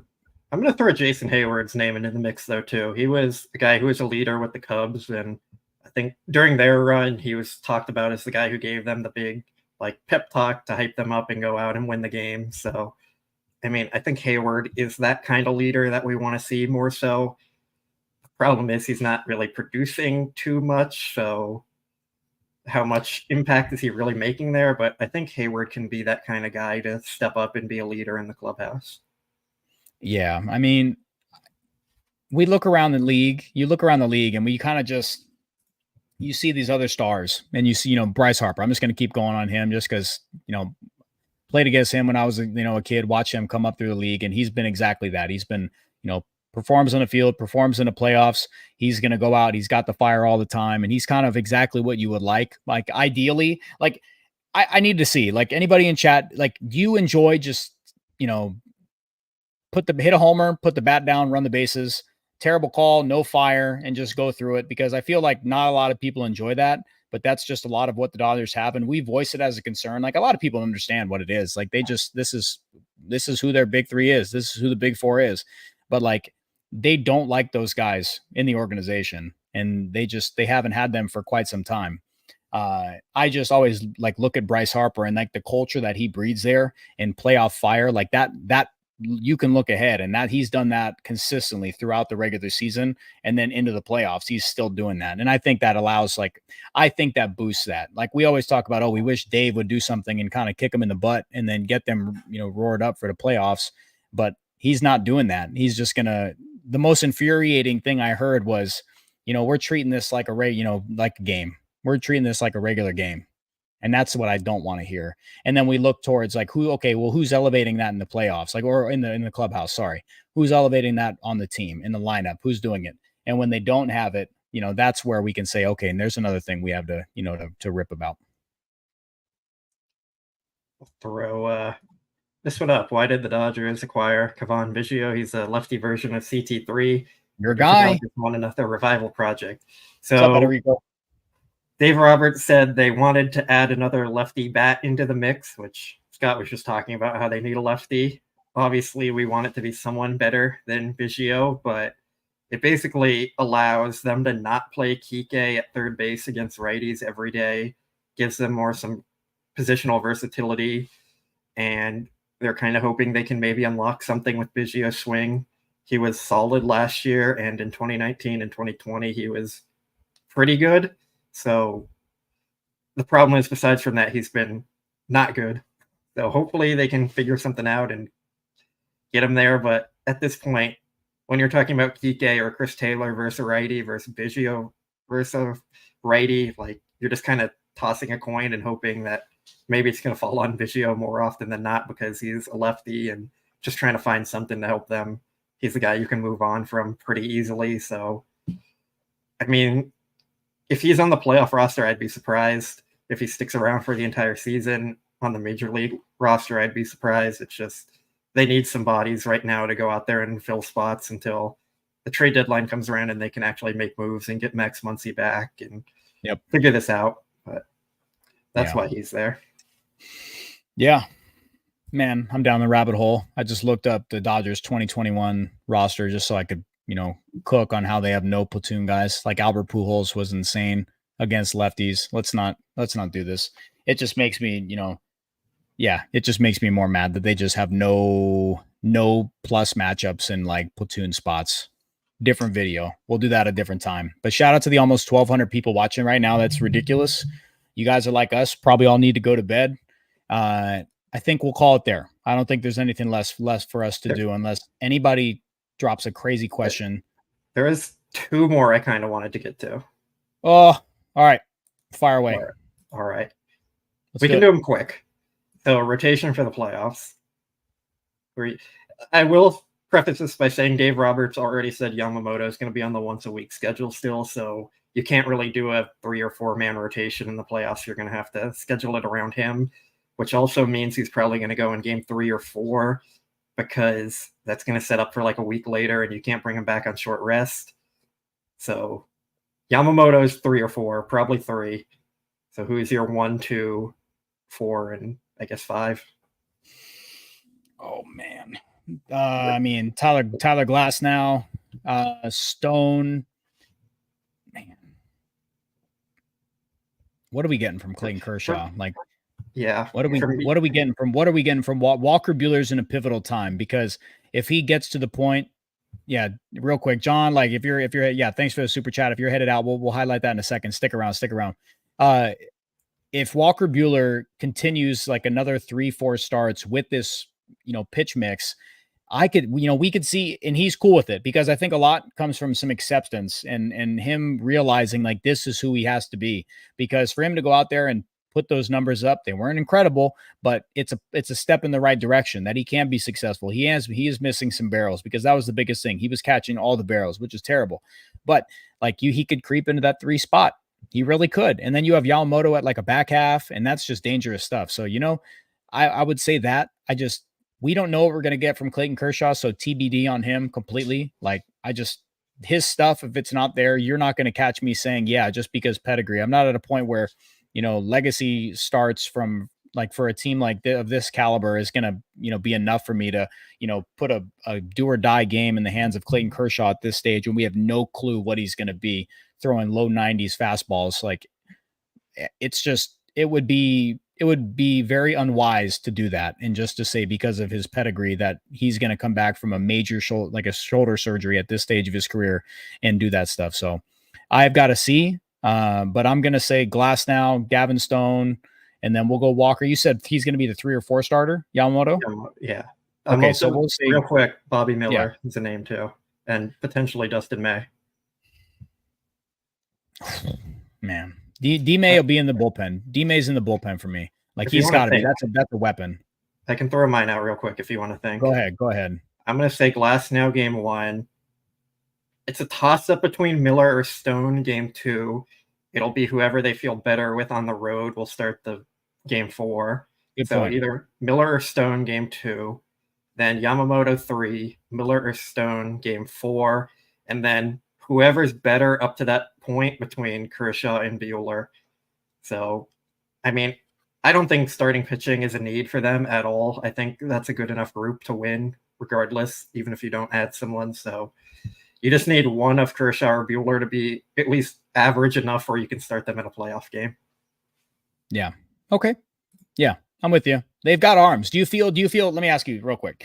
Do you feel confident in the group they have now and the people they have coming back to be confident enough that they have enough arms to, go into the playoffs with what they have currently? Yes. I think I'd like to see them add another piece to the bullpen just because you never know what just starters. Yeah, I think so. I mean, it's always nice to add another piece there. Like if they went out and got an elite starter, I wouldn't be mad, but I think their resources would be better served elsewhere. This is the first year I can really confidently say the Dodgers don't need a starting pitcher. Crazy, and right? I think that's a fair thing to say. Like, yeah, I think you and Jeff were talking about potentially trading James Paxton because you don't need him for your playoff rotation, and you could probably get something from a pitching needing team. Like, I think that's a fair point, and I would probably keep him just for the depth because you still have to get through the season. But as long as nothing changes from now to July, I think it's the 30th this year for the trade deadline, maybe the 29th or something. But whatever that day is, I mean, if you don't have any pitcher injuries, I think this is a staff that you can go win a World Series with. No way, Roy. You don't believe that? There's no way. I said the other night, I said on Tuesday that I think this is a current, like a pitching staff that they could go win a ring with. There's no way you don't. Roy, come on, buddy. Like, I really do. The Nationals won with 2 starting pitchers when they did it, and I think the Dodgers have at least 4 you can consider reliable for the playoffs. In the bullpen too. Like I said, I was with Clint, Clint Pacitas. Like I said that my grade for the bullpen was a C, and that had nothing to do with performance. It had everything to do with like the amount of patchwork guys and the age that they had, and they've just done nothing but perform. Like this is a pitching staff that they could go win a ring with just because they've got depth, they've got performance, they've got guys coming back from injury that I feel confident in. And they've already shown that they can bring in 2 guys on DFAs, like from DFAs, and be successful. So they're targeting the correct guys from other teams. So like I am extremely confident. And I saw somebody and said, yeah, but if they hit, but what if they pitched last year in the playoffs? What if they pitched against the Diamondbacks? Totally different thing. It all changes. Like, what if they pitched? Then they lose 1-0 instead of 11-0. Quiet, Blake. Not my narrative. No. Like what if they pitched? Man, 1,200. Appreciate you guys. We're getting to this, but no. What if they pitched? So then everything changes. Like, but I'm with you. This is the first time in a long time that I could say like this is a current staff with everybody included. You look around, people coming back, what they're bringing in. This is a staff that I could see, performing big time. Like they could go win a ring. If you said that the pitching staff was a reason they won, I'd be like, we saw this in June, without a doubt. That's awesome. Great question. I didn't think that would be that good. That's a good question. One more here I wanted to throw up real quick, and then we'll get to the last super chat and call it. No, man, we're running. If you stay, I stay. I'll stay if you want to keep going. If there's good questions. Ooh, I don't know. If people want us to stay, we'll stay. We just hit 1,200 people. I'll stay as long. Whatever. We need questions to keep talking, so keep throwing them up. Gavin Lux, Dodger by the deadline. You take that one. I don't want to. No, I want to hear you first. I mean, like. Okay, I'll take it. You can think. No. I think he will. Like, I really do. Like, that's he's a spot. Okay, look, if they go get a starting, like a shortstop to play there every day, then it pushes Gavin Lux to the bench. And then you're telling me, okay, now you have Gavin Lux coming off the bench. They need a lefty. He hasn't been horrific. He's improved recently. Like, he had 3 singles the other night. Like, giving him 4 at-bats is difficult when he doesn't perform. But when he goes up there and he puts up decent at-bats and he's not expanding the zone and he's taking a walk, then he can do his thing. Do they have a lefty thumper this year? No. But would Gavin Lux be the worst option coming off the bench and like a platoon guy? Absolutely not. He gives you plus defense from that sense. So it's like if they address the shortstop, then I believe like that's fine there. Somebody says sending Lux to the moon, Maria. You stuck around. Appreciate you. I mean, like that's just hard. That'd be tough. Like punting away how much stock they've put into Gavin Lux and not address shortstop for him to come in and, make Mookie Betts uncomfortable in his age 31 season after he has an MVP start. Why? Why would they do that? Who knows? But that's what the Dodgers did. So I don't expect them to get rid of Gavin Lux. I think just get a shortstop and then, kick Gavin Lux to the bench and then you can give him plus opportunities. Take it away, Blake. I think he's going to stay unless they end up getting a shortstop deal done, like whether that's Paul DeJong or Bo Bichette or someone that we're not thinking of at this point yet. Like if you're putting Lux in a Luis Rivera trade and getting Paul DeJong back, I think that makes sense for them, but there's not really many shortstops available. So I think the odds are he's going to stick around and they're going to stick with Mookie at shortstop and let him keep figuring it out and working. And I think they do believe Lux is kind of trending up. They said Dave Roberts said his needle's pointing up, and whether you want to believe that or not, Lux had a 95 weighted runs created plus in May, so he was playing good defense and a little worse than league average offensively. So I think they just kind of stick around and keep going as is and go from there. Yeah, I'm with you. We're gonna show ourselves some love here. Yeah, we appreciate you guys all showing up. 12. We're at 11:30. We've got over 1,200 people in the chat. I've saw some love here. Blake and I love doing this. We've talked about this a lot. That like this is something that we look forward to more than most things. So we appreciate you guys. We're just gonna dub it Dodgers Therapy, and then we'll roll. Any questions? Any more? We have to throw up the super chat from John. Also. Yeah, there we go. John, thank you, John. You've been, this is probably the biggest, from one person tonight, support wise, super chats. Thank you so much. Blake wasn't gonna, Blake started out and he wasn't gonna hop on video, but I was like, Blake, man, you've got, so much ball. You've got to get on there and just let it fly. Like people want to hear these insights. That's what they look forward to, Blake. You weren't a believer.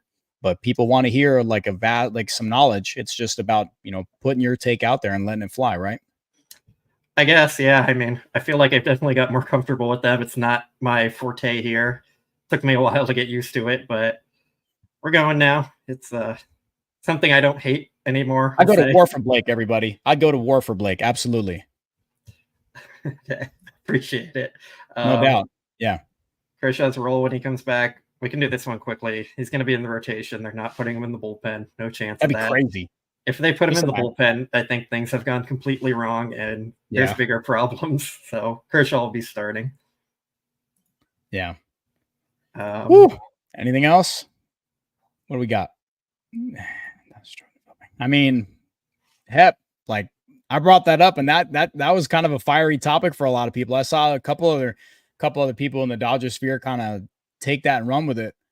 Like I've got a contingent of friends who harp on it all the time to me. And I mean, I really looked into it, and we really looked into it for like a week straight every single night. And it kind of like, it was like when you stare at a screen and you feel like you're like a dot and you just like, oh my God, this is a big world out here. And you're like, Andrew Friedman, what have you done for these years? Ned Coletti clears in terms of drafting position players. What have you done? So, I mean, maybe, yeah, we could do that. That's let's go off season there. Like maybe, yeah, off season for that type of video. Maybe All-Star break when there's not much All-Star coming break. out. Yeah. Yeah. Okay. Yep. Check back in with us on that. And then when we're on here, just keep bringing it up. We'll set a reminder and then go from there. For anyone who's watching or listening, that was about the Dodgers' inability to develop position players. And yeah, we'll get more into that. We'll get more into that. That Ned Coletti drafted the team that Andrew Friedman won a ring with. But we'll just keep it there. Another one, when will the Dodgers bring up Lipsius? I feel like they view him as a quadruple A type player, and I don't think he's going to get a chance until someone else gets hurt, and they need a bat. Like, he's a right-handed bat. If he was a lefty, I think he probably would have been up. Yeah. He's like Miguel Vargas, where he can't play defense. He has a glove. He can stand at every position, but he can't play the position, actually. So he's been doing well in AAA, but a lot of guys are too, and then they come up and don't do well. I think there is some offensive upside with Lipsius, but I just don't think you're going to see him anytime soon unless they decide to move on from Chris Taylor or Kike Hernandez, which we have both said that's not going to happen soon. Yeah. And that's, I would like to see it, but I'm with you on that. It's something that they would have to commit to making these moves to change the roster. Because it's unproven guys. Like if they come up and they're a quad A type of player and they just have so much up and down, they might, like my brother always brings this name up to me, and they have like a Rob Seguin type of up, and then that's all you get out of him. What a name drop on that one. But it could be like, you just don't know. And that's just the volatility with these guys. You just have no clue. So to get rid of like Kike Hernandez or Chris Taylor, and then you find yourself in a spot where Lipsius is on the major league roster and they're not producing, then it's like, you're caught with your pants down. What do you do? That's just another spot that we'd have to question. So this one, will River Ryan make his MLB debut this year? So to start this one, I'm going to say Jeff asked this question to Rob Hill, who's the Dodger pitching coordinator. And we have that interview up. It was posted earlier this morning. So definitely recommend watching that one. It's a really good interview, a lot of insight. Yeah, absolutely. Rob Hill's a really bright mind. I think Jeff interviewed him like 2 or 3 years ago, and he said, like, watch out for Gavin Stone. This guy's really good and no one's talking about him yet. And we're seeing what Gavin Stone's doing. Like, Rob Hill knows what he's talking about. Great guy to follow on Twitter. Really interesting to listen to. Go watch that. Really good dude. That. I'm going to say yes, there's a chance, but the Dodgers are so pitching heavy that probably not this year, maybe next year. But if they think he can help them, sure. They have a lot of arms right now. They really do. Like Kyle Hurt, Kyle Hurt's been, making his way back. Is he on rehab starts now? I don't believe so. I'm pretty sure he pitched. I'm pretty sure he pitched recently. I'm pretty darn sure he did. I know somebody brought it up, and I'm pretty sure I saw it. I think he did start. Yeah, like he was shoving too. So yeah, Marie, I got to check out the Joe Davis interview on Rich Eisen. I got to check that out myself. But yeah, like I feel like Kyle Hurt's on his way back. That's why we're so confident, guys. Like they have a lot. Like the cupboard is full in terms of arms like that have shown, like that have pitched at the major league level. I saw somebody bring up JP, Fire Eisen. I'm not sure. I haven't checked in on him in a little bit. But he was up on their taxi squad for the Yankees series, but they didn't end up activating him. So he's next on their bullpen list to bring up if they need someone. Yeah. Yep. So it's like, yeah, Dong, like I'm with you. Like Kyle Hurt can be key. Like he's, a big time arm. Like if he can find out a way to get some swing and miss some bats with his fastball and secondary stuff there. So they've got arms. Yeah. BC, JP gone forever. They've got arms. Let's not. Orlando, chill. No. Chill. That's personal for Scott. Scott was a big Chris Matt guy. He's still hurt by that one. It was one of those meme things where it's just like, what he had, butterfly changeup, and it was cool. And then he, it's just novelty stuff. Let's not, don't try to get on me for that. That's fun. Like he came up, and when he kind of gave up that game, didn't they send him out for a second inning? Shouldn't have been out there. I think so. Yeah. Classic Dave. Got 2 more super Burn my chats coming in nerves. here. Richard, what's up, man? Richard Flores left the Dodger game after the 8th. San Bernardino, you're still here? Yeah. We like ball, man. We love talking ball. Yeah, like this is exactly why we do it. Like there's not many avenues for Dodger fans to hop on, and we're going to entertain it all. We're going to talk about stuff that's unreasonable, reasonable, and we'll kind of bring you back to like our way of looking at the game is not always the like the perfect way. None of it is. You can look at it from anything. You can look at it from however you want. You could be mad about whichever area, but if you toss it in the chat, we'll bring it up. We'll talk about it. But there's just stuff that I believe that I'm going to keep looking out for, and there's stuff that Blake's going to, toss ice water on my head and say, smack me and say, don't do this. Like crap shoot in the playoffs. Anything can happen. But yeah, Aaron, appreciate you. Yeah, Richard, thanks for the super chat. We're going to keep working. We're an hour and 40 in. We've got over 1,200 at night. It's good stuff. Like this is an awesome stream. Thanks for everybody being here. And we're here because of all of you. Like we couldn't be doing this without all you. So you guys being in here, supporting us, coming here, like this was the last minute kind of thrown together. We didn't really plan this, and it's 11:40 at night, and we have 1,200 people watching. So, I mean, whenever we get the support, we're going to try and show up. We both really enjoy coming in, talking to everyone here, and interacting and answering questions to the best we can, and stalking the Dodgers. Because after a game like tonight where they lost and it was another frustrating game, like people want to get stuff off their chest and say like the team's terrible or hear that it's also going to be okay. So, I mean, yeah, that's why we're out here. So thank you all for supporting and coming through here. Yeah, no doubt. Big time, big night for super chats. We get a lot, if we get a lot more of those, John, you've been big on those. And you drop another one in here? Jeez. Yeah. All right. And I gotta say let me say something about the super chats. We keep getting those. We'll do that. Like it makes us want to keep popping in here and doing this more. Like this is our stuff. Like we're in this business just so we can hop on here. And I love Blake's doing it because he's just a terrific in the clubhouse. He does great work there. His attention to detail is second to none. And I've learned a lot from Blake. I love doing this because I love getting on here and talking ball, interacting with people in chat. This is exactly why we do it. So, more super chats just gives us more reason to be on here for an hour and 40 at night and talking to the oblivion.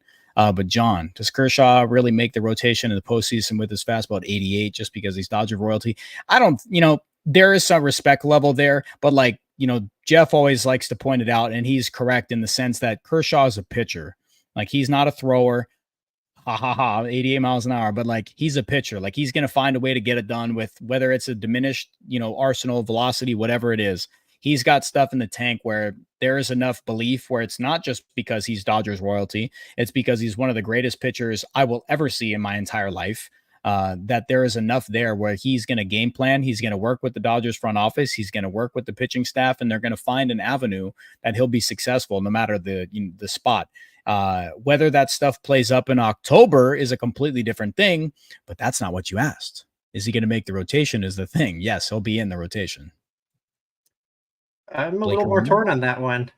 Like I said, I think it's going to come down to who's better between Kershaw, Buehler, and you can probably even throw Paxton into that mix just because he's on the team, and maybe even Dustin May. Like, I think it's kind of an open competition for that final spot there.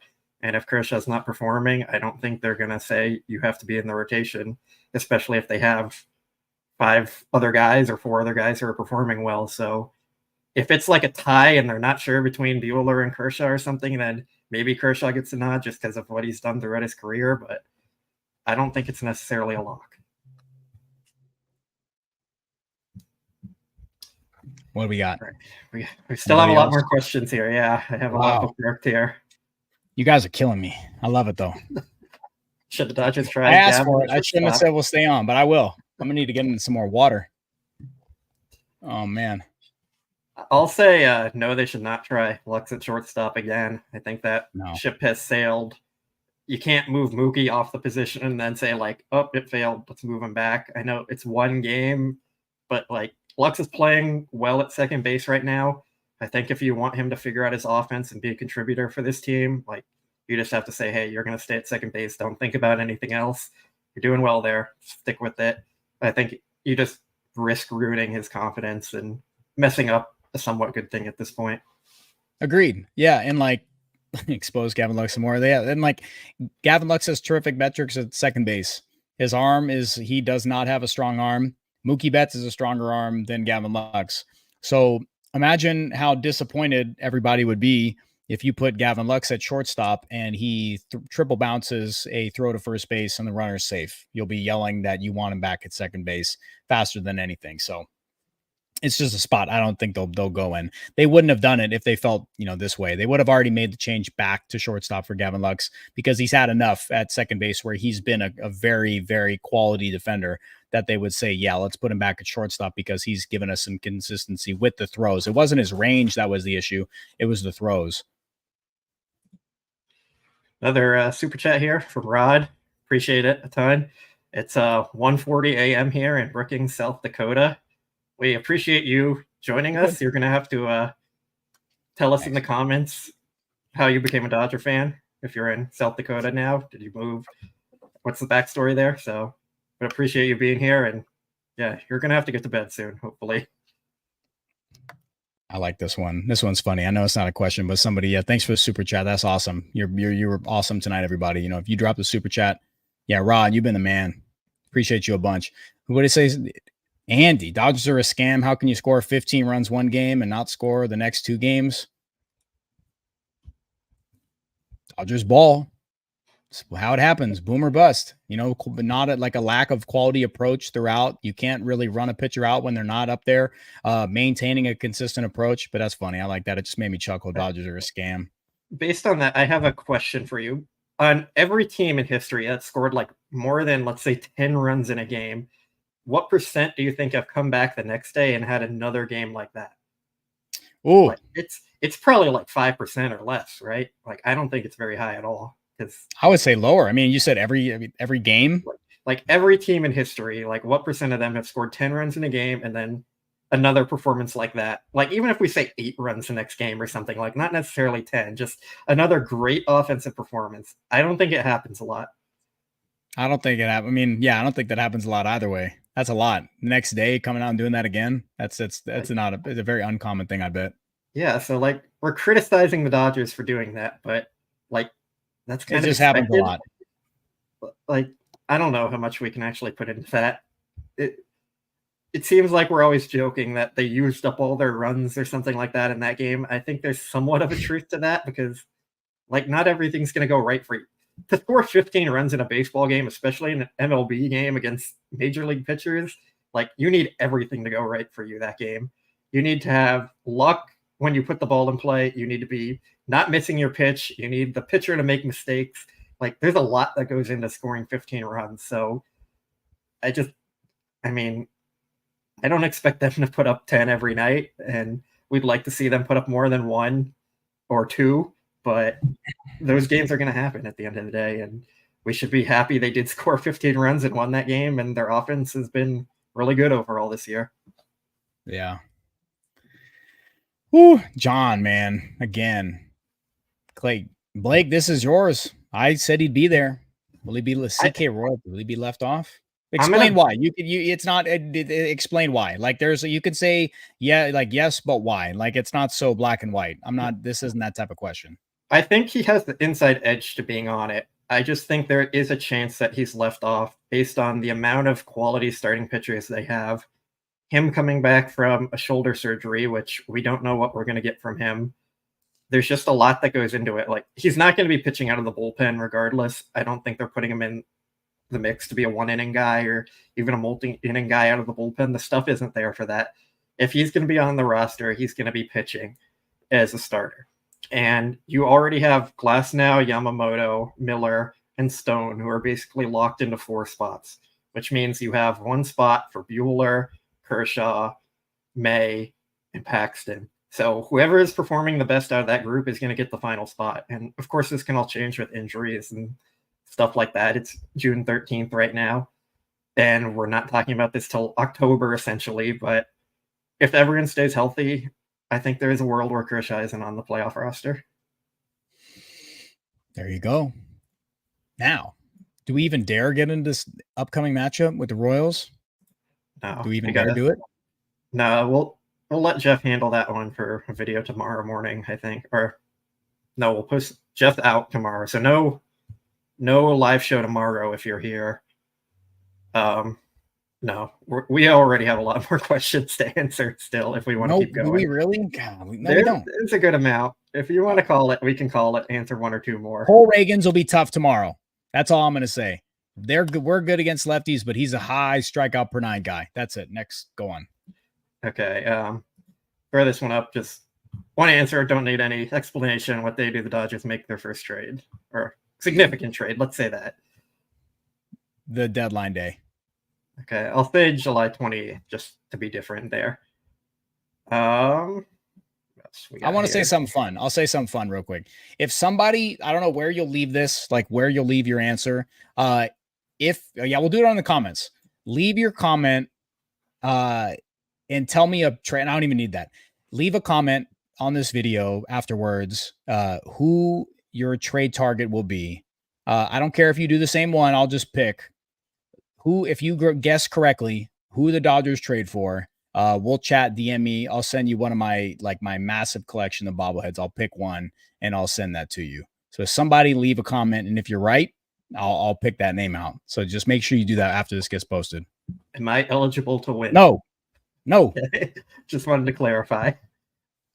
No, not on the video. Roy, guys, don't do this in the chat. And it's got to be in like the after we post it. So stick around after this finishes up. And leave the comment down there. So I better log on and I better see like 100 comments. Otherwise, nobody gets it. I've got 5 more questions bookmarked. Let's get to those and then we'll close it out. So call it. I won't bookmark anymore. We can do them kind of rapid fire if you want. October, would you have Miguel Rojas at shortstop after the 7th inning? Don't trust Mookie there, and one error could make a difference. I'll do it in the first inning. He starts every game, first inning. I'm not defensive replacementing at all. Like if they don't attack shortstop, caveat, they don't attack shortstop, then it's from the first. But if they attack the shortstop position, then different conversation. But if they don't go with that and they have the same group, he starts as much as possible. But yes, could be after the 7th inning. I did say rapid fire, but I do have some thoughts behind this that I've thought about for a few years now because I heard someone talk about it. I forget who it was, but essentially the logic is it's more valuable to have a defensive guy early in the game than later in the game, because once you get later in the game, you're going to the high leverage relievers that generally don't give up a lot of contact, or at least not hard contact, and get a lot of strikeouts. Whereas a starting pitcher, they're trying to pitch deep in the game, so they're giving up more contact generally. So, I mean, would you start Miguel Rojas and then bring in Gavin Lux later when you want more offense late in the game? I think that's an interesting concept there. Like, yeah, is it more valuable to have a defensive player in the game for Gavin Stone starting than it is for Blake Treinen or Evan Phillips, where you can trust them to get weak contact, strikeouts, and by that probably point, depends on matchup. You're right. Probably all depends on matchup. Yeah, that might be an old school way of looking at it, purely based. Yeah, it could be. Casey, thanks for the question. Absolutely. Thank you for that one. That's one we can revisit going down the stretch. So I appreciate that one a bunch. All right. Which Dodgers will be in the futures game? Take it away, Blakerino. I'll say River Ryan. I believe he started his rehab assignment pretty recently. I think it's Theron Lozano or something. I don't know how to pronounce it. It's the catcher. I'm going to go with him. Yeah, I mean, someone correct me. Throw it in the chat. Get the right name pronunciation there. But him and Ronaldo Yeen. He's the guy throwing 104 as a reliever. And I think he's in single A right now. So those are my options there. Cool. You have anyone? Thanks for that one. I don't know. Too tired to think about that. All right. We actually got to that one. Thoughts on Luis Rengifo? Artie Moreno will never make another trade with the Los Angeles Dodgers. This was his villain arc against the Dodgers franchise. There's no way. Oh, yeah. Someone threw up Jose DePaula is a guy who could be there, too. I'll throw him in. Yeah. But Rengifo, I'd love to add him. I think looking back on that trade's funny because I don't think either team would have hated it. Taylor Ward and Luis Rengifo coming to the Dodgers, and Andy Pages and Jock and Stripling going to the Angels. Like, Pages is a lot to give up, but if you're talking Pages for, 5 years of Taylor Ward or whatever it is, and Rengifo for his whole career, I don't think that's a bad deal for either side, really. the Angels might actually lose that one. Man, So. I do. Yeah, I know you did text me about that. You would like Rengifo, so that's someone you definitely have brought up recently. He can play everywhere. Not great defender, but he hits, and he's kind of having a breakout year. All right, last one we'll get to here. Man, would you believe me if I told you this lineup would get shut out 4 times before the break? No, I would say no. But offense is across the entire league is down. Pitching is up. Like I would say, if I just looked at the league before I looked at the Dodgers, that one, like I would say, like I would believe it. But for this lineup with the expectations, I would say no. I would say no. I wouldn't have believed it. Here, Rod threw out his answer for how he became a Dodger fan from South Dakota. So because of Koufax, he was in the sports headlines all the time. Not surprising. That's awesome. And makes me miss newspapers a bit there. I worked on the school newspaper in high school, community college, and university. So that was fun times there. Newspapers are fun. So. Yep. That's where we started all out there. Absolutely. Community college, that took over my life. Oh my gosh. That was so much. Yeah, print stuff, man. They're good roots.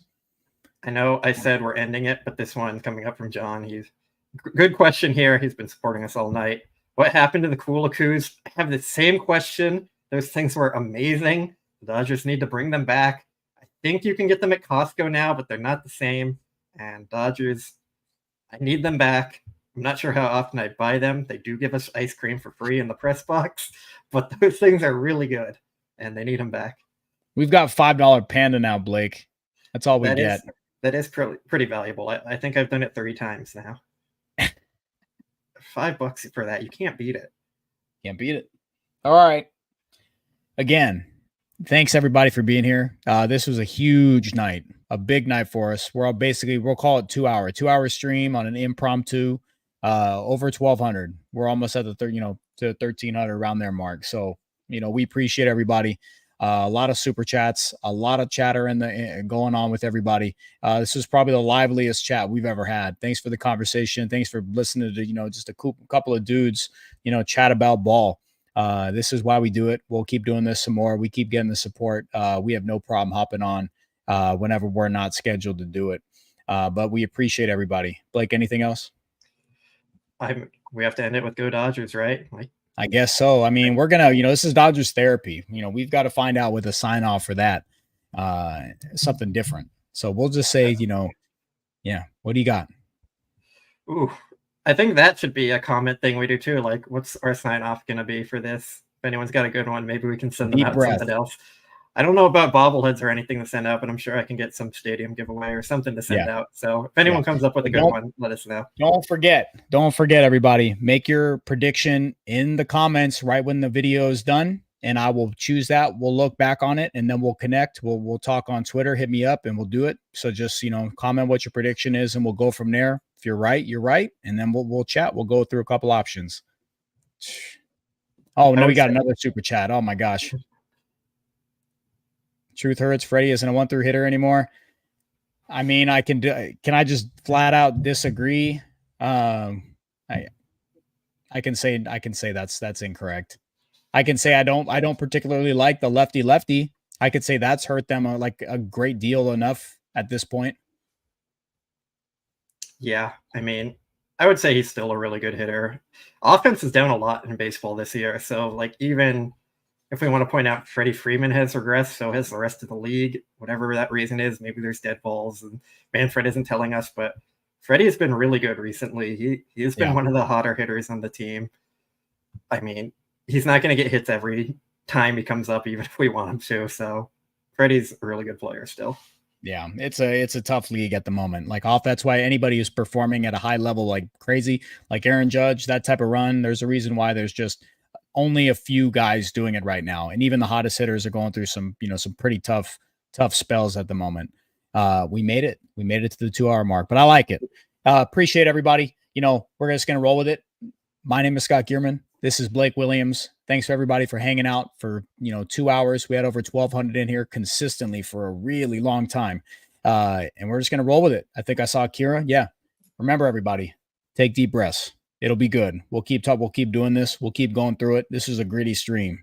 Thanks, Dong. Like, subscribe, notification bell. We'll see you in the comments. We'll chat soon. Blake, thanks, buddy. We'll talk soon, man. Thanks, everybody. Later.